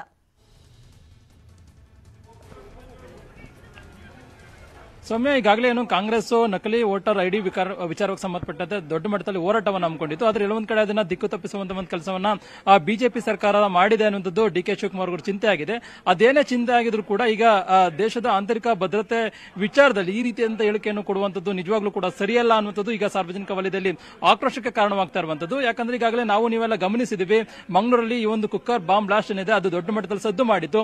ಅದ್ರಲ್ಲಿ ಒಂದ್ ಕಡೆ ಈ ಒಂದು ಪ್ರಕರಣದಿಂದಾಗಿ ಇಡೀ ಮಂಗಳೂರಲ್ಲೇ ಒಂದು ರೀತಿ ತಲ್ಲಣಗೊಂಡಿದೆ. ಆಗಿತ್ತು. ಮತ್ತೆ ಜನರು ಕೂಡ ಅಷ್ಟೇ ಭಯಭೀತರಾಗಿದ್ರು. ಯಾಕಂದ್ರೆ ಆಟೋದಲ್ಲಿ ಬಾಂಬ್ ತಗೊಬಂದು ಅಲ್ಲಿ ಬ್ಲಾಸ್ಟ್ ಮಾಡ್ತಾರೆ ಅಂತಂದ್ರೆ ಎಷ್ಟು ಮಟ್ಟಿಗೆ ಕರ್ನಾಟಕದಲ್ಲಿ ಅದರಲ್ಲೂ ರಾಜ್ಯದಲ್ಲಿ ಯಾವ ರೀತಿಯಾಗಿ ಭದ್ರತೆಯನ್ನ ಪೊಲೀಸರು ಕಲ್ಪಿಸಿದ್ದಾರೆ ಇದು ಗೊತ್ತಾಗ್ಲಿಲ್ವ ಒಂದು ಪ್ರಶ್ನೆಗಳು ಕೂಡ ಸಾರ್ವಜನಿಕ ವಲಯದಲ್ಲಿ ಎದ್ದಿದ್ವು. ಈಗ ಮುಖ್ಯವಾಗಿ ಈ ಪ್ರಕರಣ ಎಲ್ಲ ಆದ ಕೂಡಲೇ ಸರ್ಕಾರ ಕೂಡ ಒಂದು ರೀತಿ ಗಂಭೀರವಾಗಿ ಪರಿಗಣಿಸಿ ಮುಖ್ಯವಾಗಿ ತನಿಖೆಯನ್ನು ಕೂಡ ಮಾಡೋದ್ರ ಮುಖಾಂತರವಾಗಿ ಈಗಾಗಲೇ ರಾಷ್ಟ್ರೀಯ ತನಿಖಾ ತಂಡಕ್ಕೂ ಕೂಡ ಈ ಒಂದು ಪ್ರಕರಣವನ್ನ ವರ್ಗಾವಣೆ ಮಾಡಿದೆ. ಹಂತ ಹಂತವಾಗಿ ಏನೆಲ್ಲ ಕ್ರಮವನ್ನು ಕೈಗೊಳ್ಳಬೇಕು ಆ ಒಂದು ಕ್ರಮವನ್ನು ಕೂಡ ರಾಜ್ಯ ಸರ್ಕಾರ ಮಾಡಿದೆ. ಮತ್ತೆ ಜನರಿಗೂ ಕೂಡ ಒಂದು ಅಭಯನ ಕೊಟ್ಟಿದೆ. ಯಾವುದೇ ರೀತಿಯಿಂದ ಸಮಸ್ಯೆ ಆಗಬಾರ್ದು, ಈ ಒಂದು ಎಲ್ಲವೂ ಕೂಡ ನಾವು ಕ್ರಮವನ್ನು ಕೈಗೊಳ್ತೀವಿ ಒಂದು ಭರವಸೆಯನ್ನು ಕೂಡ ಕೊಟ್ಟಿದೆ ಸರ್ಕಾರ. ಇಂತಹ ಸಂದರ್ಭದಲ್ಲಿ ವಿಪಕ್ಷವಾಗಿರ್ತಕ್ಕಂಥ ಕಾಂಗ್ರೆಸ್, ಅದರಲ್ಲೂ ಮುಖ್ಯವಾಗಿ ಜವಾಬ್ದಾರಿಯುತ ಆಗಿರ್ತಕ್ಕಂತಹ ಡಿ.ಕೆ. ಶಿವಕುಮಾರ್ ಅವರು ಈ ರೀತಿಯಾದಂತಹ ಹೇಳಿಕೆಯನ್ನು ಕೊಟ್ಟು ಒಂದು ರೀತಿಯಾಗಿ ಜನರಿಗೆ ಒಂದು ರೀತಿ ಜನರನ್ನ ದಿಕ್ಕು ತಪ್ಪಿಸುವಂತದ್ದು ಎಷ್ಟು ಮಟ್ಟಿಗೆ ಸರಿ ಅನ್ನುವಂಥದ್ದು ಈಗ ಬಿಜೆಪಿ ನಾಯಕರ ಪ್ರಶ್ನೆಯಾಗಿದೆ. ಯಾಕಂದ್ರೆ ಈಗಾಗಲೇ ಪುಲ್ವಾಮಾ ದಾಳಿ ತರ ಪ್ರಕರಣ ಆಯ್ತಾ ಅಥವಾ ಮುಂಬೈ ಬಾಂಬ್ ಬ್ಲಾಸ್ಟ್ ತರ ಪ್ರಕರಣ ಆಗಿತ್ತಾ ಅನ್ನೊಂದು ಪ್ರಶ್ನೆಯನ್ನ ಮಾಡ್ತಾ ಇದ್ದಾರೆ. ಅಂದ್ರೆ ಅವ್ರು ಹೇಳೋ ಪ್ರಕಾರವಾಗಿ ಆ ರೀತಿಯಾಗಿ ದೊಡ್ಡ ಮಟ್ಟದಲ್ಲಿ ಕರ್ನಾಟಕದಲ್ಲಿ ಜನರು ಪ್ರಾಣವನ್ನ ಕಳೆದುಕೊಳ್ಬೇಕಾ ಅನ್ನುವಂಥದ್ದು ಕೂಡ ಅವರ ಹೇಳಿಕೆಯಿಂದ ಗೊತ್ತಾಗ್ತಾ ಇದೆ. ಹೀಗಾಗಿ ಡಿ.ಕೆ. ಶಿವಕುಮಾರ್ ಅವರು ರೀತಿಯಾದಂತಹ ಹೇಳಿಕೆಯನ್ನ ಕೊಡುವಂತದ್ದು ತಪ್ಪು ಅನ್ನುವಂಥದ್ದು ಸಾರ್ವಜನಿಕ ವಲಯದಲ್ಲಿ ಚರ್ಚೆಗೆ ದೊಡ್ಡ ಮಟ್ಟದಲ್ಲಿ ಆಕ್ರೋಶಕ್ಕೆ ಕಾರಣವಾಗಿದೆ. ರಾಜಕೀಯ ವಿಚಾರಗಳು ಬೇರೆ ಯಾವುದೇ ಇರಬಹುದು, ಆದರೆ ಈಗ ಗಡಿ ಏನು ಮುಖ್ಯವಾಗಿ ದೇಶದ ಆಂತರಿಕ ಭದ್ರತೆ ವಿಚಾರ ಆಗಿರಬಹುದು ಮತ್ತೆ ಏನು ರಾಜ್ಯದ ಆಂತರಿಕ ಭದ್ರತೆ ವಿಚಾರದಲ್ಲಿ ಈ ರೀತಿಯಾದಂತಹ ಹೇಳಿಕೆಯನ್ನು ನಿಜಕ್ಕೂ ಕೂಡ ಕೊಡಬಾರದು. ಒಂದು ರೀತಿ ಕೇವಲ ರಾಜಕೀಯವಾಗಿ ಮತ್ತೆ ಯಾವುದೋ ಒಂದು ಸಮುದಾಯವನ್ನ ಓಲೈಕೆ ಮಾಡುವಂತ ನಿಟ್ಟಿನಲ್ಲಿ ಡಿ.ಕೆ. ಶಿವಕುಮಾರ್ ಅವರು ಈ ರೀತಿಯಾದಂತಹ ಹೇಳಿಕೆಯನ್ನ ಕೊಡ್ತಿದ್ದಾರೆ ಅನ್ನುವಂಥದ್ದು ಈಗ ಬಿಜೆಪಿ ನಾಯಕರ ಆಕ್ರೋಶವಾಗಿದೆ. ಹೀಗಾಗಿ ಮುಂಬರ್ತಕ್ಕಂಥ ದಿನಗಳಲ್ಲಿ ಇದು ಕೂಡ ಕಾಂಗ್ರೆಸ್ಗೆ ಹಿನ್ನಡೆ ಆಗುತ್ತೆ ಮತ್ತೆ ಕಾಂಗ್ರೆಸ್ಗೆ ಜನರು ಕೂಡ ತಕ್ಕ ಪಾಠವನ್ನ ಕಲಿಸುತ್ತಿದ್ದಾರೆ ಅನ್ನುವುದು ಬಿಜೆಪಿ ನಾಯಕರ ಒಂದು ವಾದವಾಗಿದೆ. ಒಟ್ಟಾರೆಯಾಗಿ ಡಿ.ಕೆ. ಶಿವಕುಮಾರ್ ಅವರು ಏನು ಈ ವಿವಾದಾತ್ಮಕ ಹೇಳಿಕೆಯನ್ನು ಕೊಟ್ಟಿದ್ದಾರೆ ಇದು ಸಾರ್ವಜನಿಕ ವಲಯದಲ್ಲಿ ಒಂದು ರೀತಿ ಆಕ್ರೋಶಕ್ಕೆ ಮತ್ತೆ ವಿವಾದಕ್ಕೆ ಕಾರಣವಾಗಿರುವಂತದ್ದು. ಸೌಮ್ಯ, ಥ್ಯಾಂಕ್ ಯು ಕೃಷ್ಣ ತಮ್ಮ ಇನ್ಫಾರ್ಮೇಶನ್ಗೆ. Welcome back. Cooker bomb blast ಪ್ರಕರಣಕ್ಕೆ ಸಂಬಂಧಪಟ್ಟ ಹಾಗೆ ಕುಕ್ಕರ್ ಬಾಂಬ್ ಬ್ಲಾಸ್ಟ್ ಪ್ರಕರಣ ಏನಿದೆಯಲ್ಲ ಇದು ವೋಟರ್ ಸ್ಕ್ಯಾಮ್ ಅನ್ನ ಮುಚ್ಚಾಕುವಂತಹ ಷಡ್ಯಂತ್ರ ಆಗಿತ್ತು ಅಂತ ಡಿ.ಕೆ. ಶಿವಕುಮಾರ್ ಅವರ ಒಂದು ಸ್ಟೇಟ್ಮೆಂಟ್ ಏನಿದೆ ಈ ಒಂದು ವಿಚಾರಕ್ಕೆ ಸಂಬಂಧಪಟ್ಟ ಹಾಗೆ ಈಗ ದೊಡ್ಡ ಮಟ್ಟದಲ್ಲಿ ಬಿಜೆಪಿಯವರು ಹಾಗೂ ಸಾರ್ವಜನಿಕ ವಲಯದಲ್ಲೂ ಕೂಡ ಆಕ್ರೋಶ ವ್ಯಕ್ತ ಆಗ್ತಾ ಇದೆ. ಭದ್ರತೆ ವಿಚಾರದಲ್ಲಿ ಈ ರೀತಿಯಾಗಿ ರಾಜಕೀಯ ಮಾಡೋದು ಸರಿನಾ? ಯಾರನ್ನ ಓಲೈಕೆ ಮಾಡೋದಕ್ಕೆ ಈ ರೀತಿಯಾದಂತಹ ಹೇಳಿಕೆಗಳು? ಪುಲ್ವಾಮಾ ರೀತಿಯ ಘಟನೆ ಆದ್ರಷ್ಟೇ ಉಗ್ರ ಕೃತ್ಯನ? ಸಾವು ನೋವುಗಳಾದಾಗ ಮಾತ್ರ ಅದನ್ನ ಉಗ್ರ ಕೃತ್ಯ ಅಂತ ಅದನ್ನ ಕನ್ಸಿಡರ್ ಮಾಡಲಾಗತ್ತಾ? ನೂರಾರು ಜನರ ಪ್ರಾಣ ಕಳೆದುಕೊಂಡ್ರಷ್ಟೇ ಅದು ಉಗ್ರ ಕೃತ್ಯನ ಅನ್ನುವಂತಹ ಪ್ರಶ್ನೆಗಳು ಇದೀಗ ಸಾರ್ವಜನಿಕ ವಲಯದಲ್ಲಿ ಡಿ.ಕೆ. ಶಿವಕುಮಾರ್ ಅವರಿಗೆ ಹಾಗೆ ಕಾಂಗ್ರೆಸ್ಗೆ ಕೇಳಲಾಗ್ತಾ ಇದೆ. ಈ ಬಗ್ಗೆ ಮಾತನಾಡೋದಕ್ಕೆ ಬಿಜೆಪಿ ಶಾಸಕರಾಗಿರುವಂತಹ ಭರತ್ ಶೆಟ್ಟಿ ಅವರು ನಮ್ಮ ಜೊತೆ ಫೋನ್ ಸಂಪರ್ಕದಲ್ಲಿ ಜಾಯ್ನ್ ಆಗಿದ್ದಾರೆ. ಸರ್ ನಮಸ್ತೆ. ನಮಸ್ತೆ. ಸೊ ನಿಮಗೂ ಕೂಡ ಗೊತ್ತಾಗಿರುತ್ತೆ ಈಗ ಡಿ.ಕೆ. ಶಿವಕುಮಾರ್ ಅವರ ಈ ಒಂದು ಸ್ಟೇಟ್ಮೆಂಟ್ ಏನಿದೆಯಲ್ಲ, ಅಂದ್ರೆ ಕುಕ್ಕರ್ ಬಾಂಬ್ ಬ್ಲಾಸ್ಟ್ ಪ್ರಕರಣವನ್ನ ಅವರು ವೋಟರ್ ಐಡಿ ಹಗರಣವನ್ನ ಮುಚ್ಚಾಕೋದಕ್ಕೆ ಷಡ್ಯಂತ್ರ ಮಾಡಿದ್ದಾರೆ ಬಿಜೆಪಿ ಅವರು ಅನ್ನುವಂತ ಒಂದು ಮಾತನ್ನ ಹೇಳಿರುವಂತದ್ದು. ಫಸ್ಟ್ ರಿಯಾಕ್ಷನ್ ಏನ್ ಹೇಳ್ತೀರಿ ಸರ್? Irresponsible, very irresponsible. ಒಂದ್ ವೇಳೆ ಅದು ಬ್ಲಾಸ್ಟ್ ಆಗಿದ್ರೆ ಕರೆಕ್ಟ್ ಆಗಿ, ಒಂದ್ ವೇಳೆ ಕರೆಕ್ಟ್ ಯೋಜನೆ ಮಾಡಿದಂತ ಬ್ಲಾಸ್ಟ್ ಆಗಿದ್ರೆ 30 ರಿಂದ 40 ಜನರ ಹತ್ಯೆ ಆಗ್ತಾ ಇತ್ತು, ಇನ್ನೋಸೆನ್ಸ್ ಅನ್ನ. ಅದನ್ನ ನಾವು ಮರಿಬಾರ್ದು. ಹೌದು, ಯಾಕಾಗಿದೆ ಏನಾಗಿದೆ ಅದ್ರ ಬಗ್ಗೆ ನಾವು ಗಮನ ಕೊಡ್ಬೇಕು. ಎಲ್ಲರ ಸಹ ಕಾಂಗ್ರೆಸ್ ಬಿಜೆಪಿ ಎಲ್ಲರ ಸಹ ಯಾಕಾಗ್ತಾ ಉಂಟು ಅನ್ನೋದ್ರ ಬಗ್ಗೆ ಅದನ್ನ ನಾವು ಅಲ್ಲಗಳೆದು ಅದಲ್ಲ ಅದು ಸಣ್ಣ ಇನ್ಸಿಡೆಂಟ್ ಅದು ಹಾಗೆ ಅದು ಹೀಗೆ ಅಂತ ಹೇಳಿದ್ರೆ ದೊಡ್ಡ ದುರಂತ ಆಗುವಂತ ಸಾಧ್ಯತೆ ಇರ್ತದೆ. ನಾವು ಇದನ್ನ ಲೈಟ್ ಆಗಿ ತಗೊಂಡ್ರೆ. ಹೌದು, ಅದೃಷ್ಟವಶಾತ್ ಅದು ಸಾರ್ವಜನಿಕ ಇದ್ದಂತ ಸಂದರ್ಭದಲ್ಲಿ ಬ್ಲಾಸ್ಟ್ ಆಗ್ಲಿಲ್ಲ, ಆಟೋದಲ್ಲೇ ಬ್ಲಾಸ್ಟ್ ಆಯ್ತು. ಆಮೇಲೆ ತನಿಖೆ ಯಾವ ರೀತಿಯಾಗಿ ಆಗ್ತಾ ಇದೆ, ಈಗ ರಾಷ್ಟ್ರೀಯ ತನಿಖಾ ಸಂಸ್ಥೆಯಿಂದಲೇ ತನಿಖೆ ಆಗ್ತಾ ಇದೆ. ಇಷ್ಟು ದೊಡ್ಡ ಮಟ್ಟದಲ್ಲಿ ತನಿಖೆ ಆಗುವಂತಹ ವಿಚಾರದಲ್ಲಿ ದೇಶದ ಆಂತರಿಕ ಭದ್ರತೆ ವಿಚಾರಕ್ಕೆ ಸಂಬಂಧಪಟ್ಟ ಹಾಗೆ ಇಷ್ಟು ಹಗುರವಾಗಿ ಇದು ಒಂದು ಪ್ರಕರಣವನ್ನ ಮುಚ್ಚಾಕೋ ಷಡ್ಯಂತ್ರ ಅಂತ ಒಂದು ಪಕ್ಷದ ಅಧ್ಯಕ್ಷರಾಗಿ ಕೊಡುವಂತ ಸ್ಟೇಟ್ಮೆಂಟ್ ಇದೆಯಲ್ಲ, ಏನ್ ಹೇಳ್ತೀರಿ? ಇದು ಬಹಳ ಕೀಳುಮಟ್ಟದ ರಾಜಕೀಯ. ರಾಜಕೀಯದಲ್ಲಿ ಎಲ್ಲರೂ ಪವರಿಗೋಸ್ಕರ ಮತ್ತೊಂದಕ್ಕೋಸ್ಕರ ಮಾಡ್ತಾರೆ ರಾಜಕೀಯ. ಆದ್ರೆ ಇಷ್ಟು ಒಂದು ಕೆಳಮಟ್ಟದ ರಾಜಕೀಯ ನಾವು ಮಾಡಬಾರ್ದು. ಬಿಲೋ ದ ಬೆಲ್ಟ್ ರಾಜಕೀಯನೇ ಇದೆ, ಇದ್ರಲ್ಲಿ ಏನು ಇದಿಲ್ಲ. ಪರ್ಸನ್ ಯಾರು ಇದ್ದಾನೆ ಕುಕ್ಕರ್ ಬಾಂಬ್, ಅದೇ ಆ ಘಟನೆ ಆದಂತ ಸಂದರ್ಭದಲ್ಲಿ ಸರ್ ಆವತ್ತಿನ ಮಟ್ಟಿಗೆ ಕಾಂಗ್ರೆಸ್ ನಾಯಕರ ರಿಯಾಕ್ಷನ್ ಯಾವ ರೀತಿ ಆಗಿತ್ತು ಅಂತಂದ್ರೆ, ದೇಶದಲ್ಲಿ ಗುಪ್ತಚರ ಇಲಾಖೆ ಏನ್ ಮಾಡ್ತಾ ಇದೆ, ಗುಪ್ತಚರ ಇಲಾಖೆಯ ಸಂಪೂರ್ಣ ವೈಫಲ್ಯ ಇದು ಅನ್ನುವಂತ ಆರೋಪವನ್ನ ಮಾಡಿದ್ರು. ಆದ್ರೆ ಈಗ ಇವರ ಸ್ಟೇಟ್ಮೆಂಟ್ ಕಂಪ್ಲೀಟ್ ಆಗಿ ಉಲ್ಟಾ ಆಗಿದೆ. ಈಗ ಅದು ಅಲ್ವೇ ಅಲ್ವಾ ಅಂತ ಹೇಳ್ತಾ ಇದ್ದಾರೆ. ಒಂದೆರಡು ವಿಷಯ ನಾವು ಇದ್ರಲ್ಲಿ ಗಮನಿಸಬೇಕು. ಒಂದು, ಅಲ್ಲಿ ಹಿಂದ್ ಮಾಡ್ಯೂಲ್ ಏನಿದೆ ಬೆಂಗಳೂರಲ್ಲಿ ಹಿಂದೆ ಇತ್ತು, ಅದರಲ್ಲಿ ಇರುವಂತ ಸಂಪರ್ಕದಲ್ಲಿರುವಂತ ಕೆಲವು ವ್ಯಕ್ತಿಗಳೊಟ್ಟಿಗೆ ಇವ ಹಿಂದಿನ ಸಂಪರ್ಕದಲ್ಲಿದ್ದ ಈ ವ್ಯಕ್ತಿ ಮಿಡ್ಲ್ ಈಸ್ಟ್ ಕಡೆಯಿಂದ ಇವ ಆಪ್ ನ ಮೂಲಕ ಫಂಡ್ ಕಲೆಕ್ಷನ್ಸ್ ಮಾಡಿರ್ತಾನೆ. ಇದೆಲ್ಲ ನಮ್ಗೆ ಗೊತ್ತಿರುವಂತ ವಿಷಯ. ಬಾಂಬ್ ಮಾಡಿರೋ ವಿಡಿಯೋ ಮಾಡಿದ್ದಾನೆ, ಬಾಂಬ್ ಬ್ಲಾಸ್ಟ್ ಮಾಡೋದು ಹೇಗೆ ಅನ್ನೋದ್ರ ಬಗ್ಗೆ ವಿಡಿಯೋ ಮಾಡಿದ್ದಾನೆ. Is a terrorist. ಟೆರರ್ ಅಂದ್ರೆ ಒಂದು ಆಬ್ಜೆಕ್ಟಿವ್ ಇನ್ನೋಸೆಂಟ್ ಪೀಪಲ್ ಎಲ್ಲಿರ್ತಾರೆ ಮತ್ತೆ ಕ್ರೌಡ್ ಎಲ್ಲಿರ್ತಾರೆ ಅಲ್ಲಿ ಒಂದು ಏನಾದ್ರೂ ಒಂದು ಈ ರೀತಿಯ ಕೃತ್ಯ ಮಾಡಿ ಜನರ okay sir, thank you sir news 18 ಕನ್ನಡದ ಜೊತೆ ಮಾತನಾಡಿದಕ್ಕಾಗಿ. ಇನ್ನು ಈ ಬಗ್ಗೆ ಮಾತನಾಡೋದಕ್ಕೆ ಸ್ವತಃ ಡಿ.ಕೆ. ಶಿವಕುಮಾರ್ ಅವರೇ ನಮ್ಮ ಜೊತೆ ಫೋನ್ ಸಂಪರ್ಕದಲ್ಲಿ ಜಾಯ್ನ್ ಆಗಿದ್ದಾರೆ. ಸರ್ ನಮಸ್ತೆ.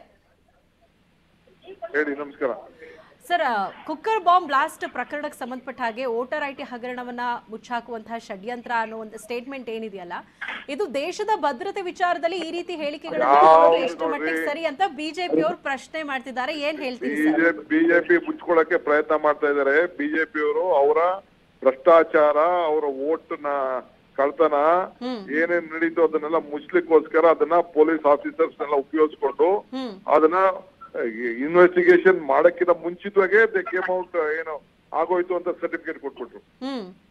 I stand by it. Okay, ಅಂದ್ರೆ ನಿಮ್ಮ ಒಂದು ಸ್ಟೇಟ್ಮೆಂಟ್ಗೆ ಈಗಲೂ ಬದ್ಧರಾಗಿದ್ದೀರಿ ನೀವು? ಅವ್ರು ಯಾರೋ ಇದನ್ನ ಕುಕ್ಕರ್ ಬ್ಲಾಸ್ಟ್ ಅವೆಲ್ಲ ತಪ್ಪು, ಆಕ್ಷನ್ ತಗೊಳ್ಳಿ, ಅರೆಸ್ಟ್ ಮಾಡ್ಲಿ, ಟೆರರಿಸ್ಟ್ ಅಂತ ಏನ್ ಬೇಕಾದ್ರೂ ಮಾಡ್ಲಿ, ಬಟ್ ಅದನ್ನ ಪ್ರೊಫೆಷನೇಟ್ ಏನು ಯಾವ ಸಂದರ್ಭದಲ್ಲಿ ಅದನ್ನ ಏನ್ ಇಮಿಡಿಯೇಟ್ ಆಗಿ ಚೆಕ್ ಮಾಡಿದ್ರಲ್ಲ ಸರ್ಕಾರ, ಅವ್ರಿಗೆ ಆಫೀಸರ್ಸ್ ಉಪಯೋಗಿಸ್ಕೊಂಡು ಅದು ತಪ್ಪು ಅಂತ ಹೇಳ್ತಾರೆ. ಡಿ.ಕೆ. ಶಿವಕುಮಾರ್ ಅವರೇ, ಚಿಲ್ಮೆ ವೋಟರ್ ಐಡಿ ಪ್ರಕರಣವನ್ನ ಸರ್ಕಾರ ನಿಮ್ಮ ಪ್ರಕಾರ ಕಂಪ್ಲೀಟ್ ಆಗಿ ಮುಚ್ಚಾಕಿದೆಯಾ? ಮುಚ್ಚಾಕ್ಲಿಕ್ಕೆ ದೊಡ್ಡ ಷಡ್ಯಂತ್ರ ನಡೀತಾ ಇದೆ. ಯಾರೆಲ್ಲ ಇದಾರೆ ಸರ್ಕಾರದಲ್ಲಿ? ತಾವ್ ಹೇಳಿದ್ರಿ ಅಶ್ವಥ್ ನಾರಾಯಣ ಅವರು ಇದಾರೆ ಅಂತ ಹೇಳಿದ್ರಿ. ಪೊಲೀಸ್ ಆಫೀಸರ್ಸ್ ಕೈಲಿ ಇಮಿಡಿಯೇಟ್ ಆಗಿ ಸ್ಟೇಟ್ಮೆಂಟ್ ಮಾಡಿ ಇಡೀ ಸರ್ಕಾರನೇ ಅದನ್ನ ಏನ್ ನಿಂತ್ಕೊಂಡು ಬೆಳಗ್ಗೆ ಸಾಯಂಕಾಲ ಏನ್ ಹುಡುಕಿದ್ರು, ಯಾಕೆ ಎನ್ಐಎ ಕೊಟ್ರು? ಅಂದ್ರೆ ಇವರು ಬಹಳಷ್ಟು ಅರ್ಜೆಂಟ್ ಮಾಡಿ ಎನ್ಐಎ ಕೊಟ್ಟಿದ್ರೆ ಹಿಂದೆ ಈ ಚಿಲ್ಮೆ ವೋಟರ್ ಐಡಿ ಪ್ರಕರಣವನ್ನ ಮುಚ್ಚಾಕ ಕಾರಣಕ್ಕಾಗಿಯಾ? ಹೌದು ಹೌದು. ಅಂದ್ರೆ ಅರೆಸ್ಟೇ ಮಾಡಬಾರ್ದು ಅಂತ ಒತ್ತಡ ಇತ್ತು ಅವ್ರನ್ನ. ಓಕೆ, ಅಂದ್ರೆ ಈ ಎನ್ಐಎ ಪ್ರಕರಣ ಕೊಟ್ಟಿದ್ದು ಕೂಡ ಈ ಚಿಲ್ಮೆ ಪ್ರಕರಣ ಮುಚ್ಚಾಕ ಕೊಡ್ಲಿ, ಎನ್ಐಎ ಕೊಡ್ಲಿ, ಯಾರಿಗಾರು ಕೊಡ್ಲಿ ರೀ. ಅದು ಚಿಲ್ಮೆ ಪ್ರಕರಣ ನೀವೆಲ್ಲ ಮಾಧ್ಯಮದವರು ದೊಡ್ಡ ತೋರಿಸಿದ್ರಿ. ಅದನ್ನ ಇಶ್ಯೂನ ಡೈವರ್ಟ್ ಮಾಡಕ್ಕೆ ಇದನ್ನ ಬಹಳ ಜಲ್ದಿ ಅರ್ಜೆಂಟ್ ಆಗಿ ಹೋಗಿ ಅದನ್ನ ಪ್ರೆಸ್ ಕಾನ್ಫರೆನ್ಸ್ ಮಾಡಿ ಅದನ್ನ ಟೆರರಿಸ್ಟ್ ಇದಾಗೋಯ್ತು ಅಂತ ಅಂದ್ಬಿಟ್ಟು ಒಂದು ದೊಡ್ಡದು ನ್ಯೂಸ್ ನ ಮಾಡಿ ಡಿವಿಯೇಷನ್ ತೆಗೆದುಕೊಂಡ್ರು ಅಷ್ಟೇ. Okay, thank you. ನಿಮ್ಮ ಈ ಹೇಳಿಕೆಯನ್ನೇ ರಾಜಕೀಯ ಅಸ್ತ್ರವಾಗಿ ಬಳಸ್ಕೊಳ್ತಿದೆ ಬಿಜೆಪಿ. ಮಾಡ್ಲಿ, ಅದನ್ನ ಏನ್ ತೊಂದರೆ ಇಲ್ಲ. ಅವರ ಯಾವುದೇ ರೀತಿ ರಾಜಕೀಯ ಅಸ್ತ್ರ ಬಳಸ್ಕೊಂಡು ಕೂಡ ತಾವು ಫೇಸ್ ಮಾಡ್ತೀರಾ? ಮಾಡ್ತೀವಿ. Okay, thank you very much.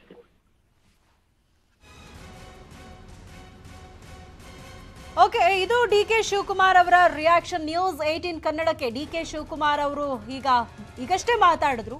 ಮಂಗಳೂರಲ್ಲಿ ಕುಕ್ಕರ್ ಬಾಂಬ್ ಬ್ಲಾಸ್ಟ್, ಏನ್ ಆಟೋದಲ್ಲಿ ಕುಕ್ಕರ್ ಬಾಂಬ್ ಬ್ಲಾಸ್ಟ್ ಆಯ್ತು, ಆ ಪ್ರಕರಣಕ್ಕೆ ಸಂಬಂಧಪಟ್ಟ ಹಾಗೆ ಡಿ.ಕೆ. ಶಿವಕುಮಾರ್ ಅವರ ಒಂದು ಸ್ಟೇಟ್ಮೆಂಟ್ ಏನಿತ್ತಲ್ಲ, ಆ ಒಂದು ಸ್ಟೇಟ್ಮೆಂಟ್ಗೆ ಅವರು ಕ್ಲಾರಿಫಿಕೇಶನ್ ಅನ್ನ ಕೊಟ್ಟಿದ್ದಾರೆ. ನಾನು ಈಗಲೂ ಕೂಡ ನನ್ನ ಸ್ಟೇಟ್ಮೆಂಟ್ಗೆ ಬದ್ಧನಾಗಿದ್ದೇನೆ.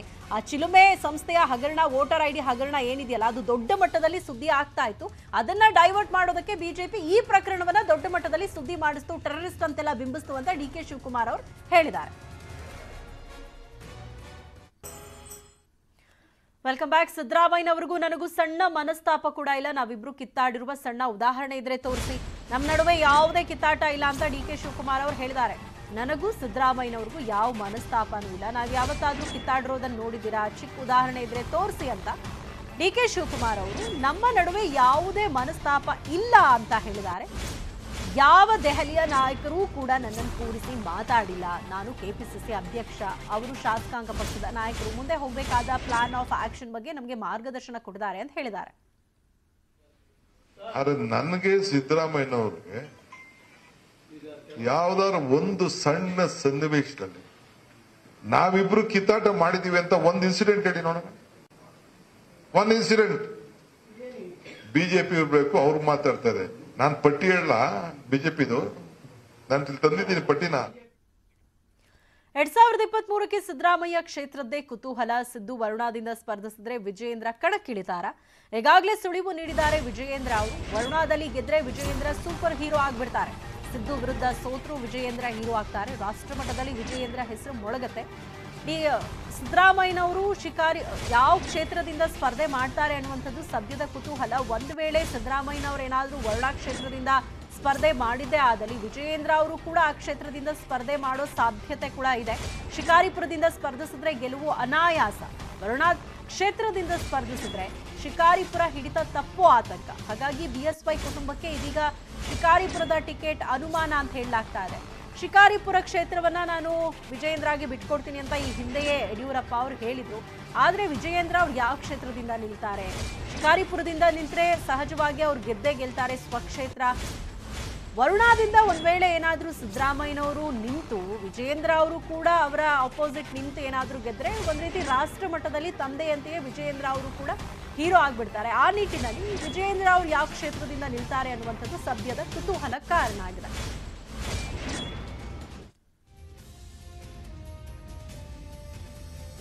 ಇದರ ಬಗ್ಗೆ ಹೆಚ್ಚಿನ ಮಾಹಿತಿಯನ್ನು ಪಡ್ಕೊಳ್ಳೋಣ. ನಮ್ಮ political bureau head Chidanand Patel news desk ಇಂದ ನಮ್ಮ ಜೊತೆ ನೇರ ಸಂಪರ್ಕದಲ್ಲಿ ಜಾಯ್ನ್ ಆಗಿದ್ದಾರೆ. ಚಿದಾನಂದ, ಒಂದ್ ಕಡೆ ಸಿದ್ದರಾಮಯ್ಯ ಅವರು, ಮತ್ತೊಂದ್ ಕಡೆ ವಿಜಯೇಂದ್ರ ಅವರು ಇಬ್ರು ಕೂಡ ಮುಂದಿನ ವಿಧಾನಸಭಾ ಚುನಾವಣೆಯಲ್ಲಿ ಯಾವ ಕ್ಷೇತ್ರದಿಂದ ನಿಲ್ತಾರೆ ಅನ್ನುವಂಥದ್ದು ಸದ್ಯದ ಕುತೂಹಲ.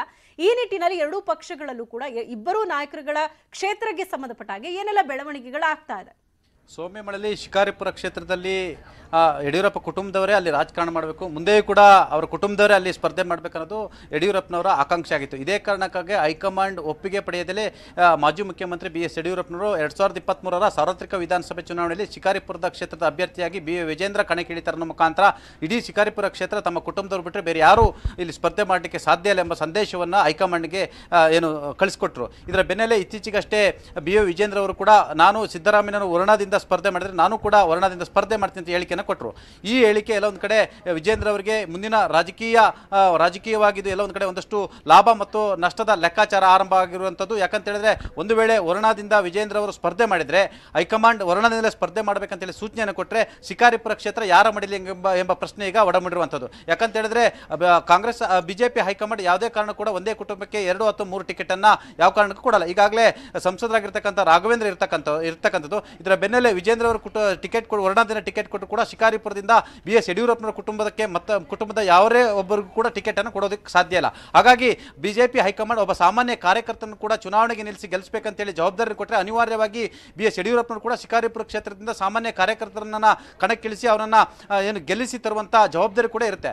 ಆದರೆ ಎಲ್ಲ ಒಂದು ಕಡೆ ವಿಜೇಂದ್ರ ಅವರಿಗೆ ವರ್ಣದಲ್ಲಿ ಸೋಲು ಅಥವಾ ಗೆಲುವು ಅನ್ನೋದು ಎರಡೂ ಕೂಡ ಅವರಿಗೆ ಲಾಭ ಅಂತಲೇ ಹೇಳಲಾಗ್ತದೆ. ಯಾಕಂತ ಹೇಳಿದ್ರೆ ಹೈಕಮಾಂಡ್ ಆಜ್ಞೆಯನ್ನ ತಿರಸ್ಕರಿಸಲಿಲ್ಲ, ಅಂತಿಮವಾಗಿ ಹೈಕಮಾಂಡ್ ಆಜ್ಞೆಯಂತೆ ನಿಂತರು. ಗೆದ್ರೆ ಎಲ್ಲ ಒಂದು ಕಡೆ ಅತಿ ದೊಡ್ಡ ಹೀರೋ ಆಗ್ತಾರೆ, ಸೋತ್ರು ಕೂಡ ಸಿದ್ದರಾಮಯ್ಯ ಅಂತ ಅತಿ ದೊಡ್ಡ ನಾಯಕನ ವಿರುದ್ಧ ಸ್ಪರ್ಧೆ ಮಾಡಿ ಸೋತ್ರು ಎಂಬ ಹೆಗ್ಗಳಿಕೆ ಕೂಡ ಇರ್ತದೆ. ಆದರೆ ಎಲ್ಲ ಒಂದು ಕಡೆ ಶಿಕಾರಿಪುರ ಕ್ಷೇತ್ರ ಅದು ಯಡಿಯೂರಪ್ಪನವರ ಕುಟುಂಬಕ್ಕೆ ಮೀಸಲಾಗಿರ್ತಕ್ಕಂಥ ಕ್ಷೇತ್ರ ಅಂತ ಹೇಳಿ ಇಡೀ ಕುಟುಂಬ ನಿರ್ಧಾರವನ್ನು ಮಾಡಿತ್ತು. ಆದರೆ ಇಲ್ಲಿ ಸಾಮಾನ್ಯ ಕಾರ್ಯಕರ್ತನಿಗೆ BJP ಹೈಕಮಾಂಡ್ ಟಿಕೆಟ್ ಅನ್ನು ಕೊಟ್ಟು ಗೆಲ್ಲಿಸಿದ್ರೆ ಯಡಿಯೂರಪ್ಪ ಕುಟುಂಬದ ಕೈತಪ್ಪು ಹೋಗ್ತಕ್ಕಂಥ ಸಾಧ್ಯತೆ ಇರ್ತಕ್ಕಂಥದ್ದು. ಯಾಕಂತ ಹೇಳಿದ್ರೆ ಕಳೆದ ಅವರು 4 ದಶಕಗಳಿಂದ ಕೂಡ ಯಡಿಯೂರಪ್ಪ ಕುಟುಂಬದವರೇ ಅಲ್ಲಿ ಶಿಕಾರಿಪುರದಲ್ಲಿ ರಾಜಕೀಯ ಮಾಡ್ಕೊಂಡು ಬಂದಿರುವಂಥದ್ದು. ಹಾಗಾಗಿ ವಿಜೇಂದ್ರ ಅವರು ಒಂದು ವೇಳೆ ವರ್ಣದಿಂದ ಸ್ಪರ್ಧೆ ಮಾಡಬೇಕಂತ ಹೇಳಿ ಹೈಕಮಾಂಡ್ ಸೂಚನೆ ಕೊಟ್ಟರೆ ಶಿಕಾರಿಪುರ ಕ್ಷೇತ್ರ BS ಯಡಿಯೂರಪ್ಪನ ಕುಟುಂಬದಿಂದ ಕೈತಪ್ಪುವ ಸಾಧ್ಯತೆ ಇದೆ ಎಂಬ ಮಾತು ಕೂಡ ಕೇಳಿ ಬರ್ತಿರುವಂತದ್ದು. ಸೌಮ್ಯ, ಓಕೆ, ಈ ನಿಟ್ಟಿನಲ್ಲಿ ಈಗ ಯಾವ ರೀತಿ ತಯಾರಿ ಮಾಡ್ಕೊಳ್ತಿದ್ದಾರೆ ಮುಂಬರುವ ವಿಧಾನಸಭಾ ಚುನಾವಣೆಗೆ ಸಂಬಂಧಪಟ್ಟ ಹಾಗೆ? ಈಗ ಒಂದ್ ವೇಳೆ ವಿಜಯೇಂದ್ರ ಅವರು ಕಣಕ್ಕಿಳಿಯೋದೇ ಆದ್ರೆ ಈಗ ಸ್ಟ್ರಾಟಜಿಗಳನ್ನ ಕೂಡ ಮಾಡ್ಕೊಂಡಿರ್ತಾರೆ. ಆ ನಿಟ್ಟಿನಲ್ಲಿ ಯಾವ ರೀತಿ ತಯಾರಾಗ್ತಿದೆ? ಸೌಮ್ಯ, ಯಡಿಯೂರಪ್ಪನವರು ಶಿಕಾರಿಪುರ ಕ್ಷೇತ್ರದ ಅಭ್ಯರ್ಥಿ BA ವಿಜೇಂದ್ರ ಅಂತೇಳಿ ಘೋಷಣೆ ಮಾಡಿದ ಸಂದರ್ಭದಲ್ಲಿ ಕೂಡ ವಾರದಲ್ಲಿ 2 ದಿನ ಶಿಕಾರಿಪುರ ಕ್ಷೇತ್ರದಲ್ಲಿ BA ವಿಜೇಂದ್ರ ಅವರು ಕಾರ್ಯಕರ್ತರ ಜೊತೆ ಕೆಲಸವನ್ನು ಆರಂಭಿಸಿರುವಂಥದ್ದು. ಈ ಕ್ಷಣವೂ ಕೂಡ ಶಿಕಾರಿಪುರ ಕ್ಷೇತ್ರ ಅವರಿಗೆ ಅಂತಿಮ ಅಂದುಕೊಂಡು ಈಗಾಗಲೇ ಶಿಕಾರಿಪುರ ಕ್ಷೇತ್ರದಲ್ಲಿ BA ವಿಜೇಂದ್ರ ಈಗಾಗಲೇ ಅಲ್ಲಿ ತಮ್ಮ ಓಡಾಟವನ್ನು ಆರಂಭಿಸಿರ್ತಕ್ಕಂಥದ್ದು ಮತ್ತು ರಾಜಕೀಯ ತಂತ್ರಗಾರಿಕೆಯನ್ನು ಮಾಡ್ತಿರುವಂಥದ್ದು. ಇದರ ಬೆನ್ನಲ್ಲೇ ಇತ್ತೀಚೆಗಷ್ಟೇ ಮೈಸೂರಿನಲ್ಲಿ ಒಂದು ವೇಳೆ BJP ಹೈಕಮಾಂಡ್ ತಾವು ವರ್ಣದಿಂದ ಸ್ಪರ್ಧೆ ಮಾಡಬೇಕಂತೇಳಿ ಸೂಚನೆಯನ್ನು ಕೊಟ್ಟರೆ ಸಿದ್ದರಾಮಯ್ಯ ವಿರುದ್ಧ ನಾನು ಸ್ಪರ್ಧೆ ಮಾಡ್ತೀನಿ ಅಂತ ಹೇಳಿಕೆ ಕೊಟ್ಟಿರುವಂಥದ್ದು. ಈ ಹೇಳಿಕೆ ಎಲ್ಲ ಒಂದು ಕಡೆ ಮುಂದೆ ಮುಳುವಾಗುವ ಸಾಧ್ಯತೆ ಇದೆ ಅಂತ ಹೇಳಲಾಗ್ತಿದೆ. ಯಾಕಂತ ಹೇಳಿ ಸ್ವತಃ BY ವಿಜೇಂದ್ರ ಅವರೇ ನಾನು ವರ್ಣದಿಂದ ಸ್ಪರ್ಧೆ ಮಾಡ್ತೀನಿ ಅಂತ ಹೇಳಿ ಒಪ್ಪಿಕೊಂಡ ಸಂದರ್ಭದಲ್ಲಿ ಹೈಕಮಾಂಡ್ ಕೂಡ ಎಲ್ಲ ಒಂದು ಕಡೆ ಸಿದ್ದರಾಮಯ್ಯ ವಿರುದ್ಧ ಪ್ರಬಲ ಅಭ್ಯರ್ಥಿಯನ್ನು ನಿಲ್ಲಿಸಬೇಕೆಂಬ ಕಾರಣಕ್ಕಾಗಿ ಮತ್ತು ಆ ಭಾಗದ ಲಿಂಗಾಯತ ಮತ ಸಮುದಾಯವನ್ನ ಸೆಳೆಯಲಿಕ್ಕೂ ಕೂಡ ಅನುಕೂಲ ಆಗುತ್ತೆ ಎಂಬ ಲೆಕ್ಕಾಚಾರದಿಂದ ಸಿದ್ದರಾಮಯ್ಯ ವಿರುದ್ಧ ಒಂದು ವೇಳೆ ಸಿದ್ದರಾಮಯ್ಯ ವರ್ಣದಿಂದ ಸ್ಪರ್ಧೆ ಮಾಡಿದ್ರೆ ಸಿದ್ದರಾಮಯ್ಯ ವಿರುದ್ಧ BY ವಿಜೇಂದ್ರ ನಿಲ್ಲಿಸುವ ಸಾಧ್ಯತೆ ಇದೆ ಅಂತ ಹೇಳಲಾಗ್ತಿದೆ. ಅಂತ ಸಂದರ್ಭದಲ್ಲಿ ಶಿಕಾರಿಪುರ ಕ್ಷೇತ್ರ ಯಡಿಯೂರಪ್ಪನವರ ಕುಟುಂಬದ ಹಿಡಿತದಿಂದ ತಪ್ಪಿ ಹೋಗಲಿದೆ ಅನ್ನೋದು ಕೂಡ ಸದ್ಯದ ರಾಜಕೀಯ ಚರ್ಚೆ ಆಗ್ತಿರುವಂತದ್ದು. ಸೌಮ್ಯ, ಥ್ಯಾಂಕ್ ಯು ಚಿದಾನಂದ್ ತಮ್ಮ ಇನ್ಫಾರ್ಮೇಶನ್ಗೆ. ಕೆಎಸ್ಆರ್ಟಿಸಿಯಲ್ಲಿ ಹುದ್ದೆಗಳಿಗಾಗಿ ಕಾದು ಸುಸ್ತಾಗಿದ್ದಾರೆ ಅಭ್ಯರ್ಥಿಗಳು. 2018ರಿಂದಲೂ ಪೂರ್ಣ ಆಗೇ ಇಲ್ಲ ನೇಮಕಾತಿ ಪ್ರಕ್ರಿಯೆ. 4 ವರ್ಷಗಳಿಂದ ಕೂಡ ಕೆಲಸ ಸಿಗದೆ ಪರದಾಡ್ತಾ ಇದ್ದಾರೆ ಕೆಎಸ್ಆರ್ಟಿಸಿ ಅಭ್ಯರ್ಥಿಗಳು. ಕಾದು ಅಭ್ಯರ್ಥಿಗಳು ಸುಸ್ತಾಗಿದ್ದಾರೆ. ಯಾಕಂದ್ರೆ 2018ರಿಂದಲೂ ಕೂಡ ನೇಮಕಾತಿ ಪ್ರಕ್ರಿಯೆ ಪೂರ್ಣ ಆಗ್ತಾ ಇಲ್ಲ. 4 ವರ್ಷದಿಂದಲೂ ಕೂಡ ಕೆಲಸ ಸಿಗದೆ ಅಭ್ಯರ್ಥಿಗಳು ಪರದಾಡ್ತಿದ್ದಾರೆ. 2018ರಲ್ಲಿ ಒಟ್ಟು 926 ಹುದ್ದೆಗಳಿಗೆ ನೇಮಕಾತಿ ಆಹ್ವಾನವನ್ನ ಕೊಡಲಾಗಿತ್ತು. ಆದರೆ ಕೊರೋನಾ ನೆಪವೊಡ್ಡಿ ಇನ್ನೂ ಕೂಡ ನೇಮಕಾತಿ ಪ್ರಕ್ರಿಯೆ ಪೂರ್ಣಗೊಂಡಿಲ್ಲ. ಸಾರಿಗೆ ಸಚಿವರಿಗೆ ಹಲವು ಬಾರಿ ಮನವಿ ಮಾಡಿದ್ರೂ ಕೂಡ ಅವರು ಕೂಡ ಕ್ಯಾರೆ ಅಂತ ಇಲ್ಲ. ಸರ್ಕಾರದ ಕಡೆಗೆ ಕೈ ಮಾಡಿ ತೋರಿಸ್ತಾ ಇದ್ದಾರೆ ಕೆಎಸ್ಆರ್ಟಿಸಿ ಅಧಿಕಾರಿಗಳು. ಬುಕ್ಕಸ ಖಾಲಿಯಾಗಿದೆ ಅಂತ ಕೆಎಸ್ಆರ್ಟಿಸಿಯಿಂದ ಕುಂಟು ನೆಪ ಕೂಡ ಹೇಳಲಾಗ್ತಾ ಇದೆ. ಹೊರಗುತ್ತಿಗೆ ಆಧಾರದಲ್ಲಿ ಬೇರೆ ನೇಮಕಾತಿ ಮಾಡ್ಕೊಳ್ತಾ ಇದೆ ಕೆಎಸ್ಆರ್ಟಿಸಿ. ಸರಿಸುಮಾರು 5 ವರ್ಷಗಳಿಂದಲೂ ಕೂಡ ಕಾಯ್ತಾ ಇದ್ರೂ ಕೂಡ ಅವರಿಗೆ ಕೆಲಸ ಸಿಗ್ತಾ ಇಲ್ಲ. ಹೀಗಾಗಿ ವಯಸ್ಸು ಮೀರುವ ಆತಂಕದಲ್ಲಿದ್ದಾರೆ ಅಭ್ಯರ್ಥಿಗಳು. ನನ್ನ ಹೆಸರು ಶಶಿಕುಮಾರ್ ಅಂತ. ನಾನು KSRTCಗೆ 2018ರಲ್ಲಿ ಅಪ್ಲಿಕೇಶನ್ ಹಾಕಿದ್ವಿ. ಅದನ್ನು ಹೆಚ್ಚು ಕಮ್ಮಿ 3-4 ವರ್ಷ ಆಯಿತು ಪ್ರೊಸೆಸ್ ಆಗ್ದಲೆ. ಏನಂತ ಕೇಳಿದ್ರೆ ಒಂದು ಕೊರೋನಾ ಬಂತು ಅಂತ ಹೇಳ್ಬಿಟ್ಟು 2020 ತಳೆದ್ರು, 21ರಲ್ಲಿ ತಳೆದ್ರು. ಆಮೇಲೆ ಬೇರೆ ಅಂದರೆ ಫೈನಾನ್ಷಿಯಲ್ ಪ್ರಾಬ್ಲಮ್ ಇದೆ, ಹಣಕಾಸಿನ ಸಮಸ್ಯೆ ಇದೆ ಅಂತ ಹೇಳ್ಬಿಟ್ಟು ಮುಂದಕ್ಕೆ ತಳ್ತಾನೆ ಬರ್ತಿದ್ದಾರೆ. ಆದರೆ ಅಭ್ಯರ್ಥಿಗಳು ಮಾತ್ರ ಅದ್ರ ನಿರೀಕ್ಷೆಯಲ್ಲಿ ಕಾಯ್ತಾ ಕೂತಿದ್ದಾರೆ. 3 ವರ್ಷ ಆಯಿತು, 4 ವರ್ಷ ಆಯಿತು. ಅವ್ರ ಜವಾಬ್ದಾರಿ ಏನು, ಅವ್ರ ಮನೆ ಕಡೆ ಪರಿಸ್ಥಿತಿ ಏನಾಗಿರುತ್ತೆ ಆಮೇಲೆ ಹಾಗೆ ಹೇಳ್ತಾ ಬಂದರೆ ಬರೀ ಸಮಜಾಯಿಸ್ಕೊಡ್ತಾ ಇದ್ದಾರೆ ಹೊರತು ಅದ್ರ ಬಗ್ಗೆ ಏನು ಕ್ರಮ ತೊಗೊತಿಲ್ಲ. ಅವ್ರ ಏಜ್ ಭಾರ ಆಗ್ತಿದೆ ಹುಡುಗರದು. ದಿನ ಕಳೀತಿದ್ದಂಗೆ ಏಜ್ ಆಗ್ತಿದೆ. ಅವ್ರ ಮನೆ ಪರಿಸ್ಥಿತಿನೂ ಕಷ್ಟ ಆಗ್ತಿದೆ. ಉದ್ಯೋಗ ಸೃಷ್ಟಿ ಎಲ್ಲೂ ಆಗ್ತಿಲ್ಲ. ಅದೊಂದೇ ಸಮಸ್ಯೆ ಇಲ್ಲ, ಎಲ್ಲ ಡಿಪಾರ್ಟ್ಮೆಂಟ್ಗಳಲ್ಲೂ ಎಲ್ಲ ವಿಚಾರದಲ್ಲೂ ಸಮಸ್ಯೆ ಇದೆ. ಒಂದು ಲೆಕ್ಕದಲ್ಲಿ ಕೇಂದ್ರ ಸರ್ಕಾರ ತೊಗೊಂಡ್ರೆ ಕೇಂದ್ರ ಸರ್ಕಾರದಿಂದ ಜಾಬ್ ಕಾಲ್ಫಾರ್ಮ್ ಮಾಡ್ತಾರೆ. ಆದರೆ ನಮ್ಮ ರಾಜ್ಯಕ್ಕೆ ಇಷ್ಟು ಅಂತ ಮೀಸಲಾತಿ ಕೊಡೋಲ್ಲ. ಬರೀ ಹೊರ ರಾಜ್ಯದವರೇ ಬರ್ತಾರೆ.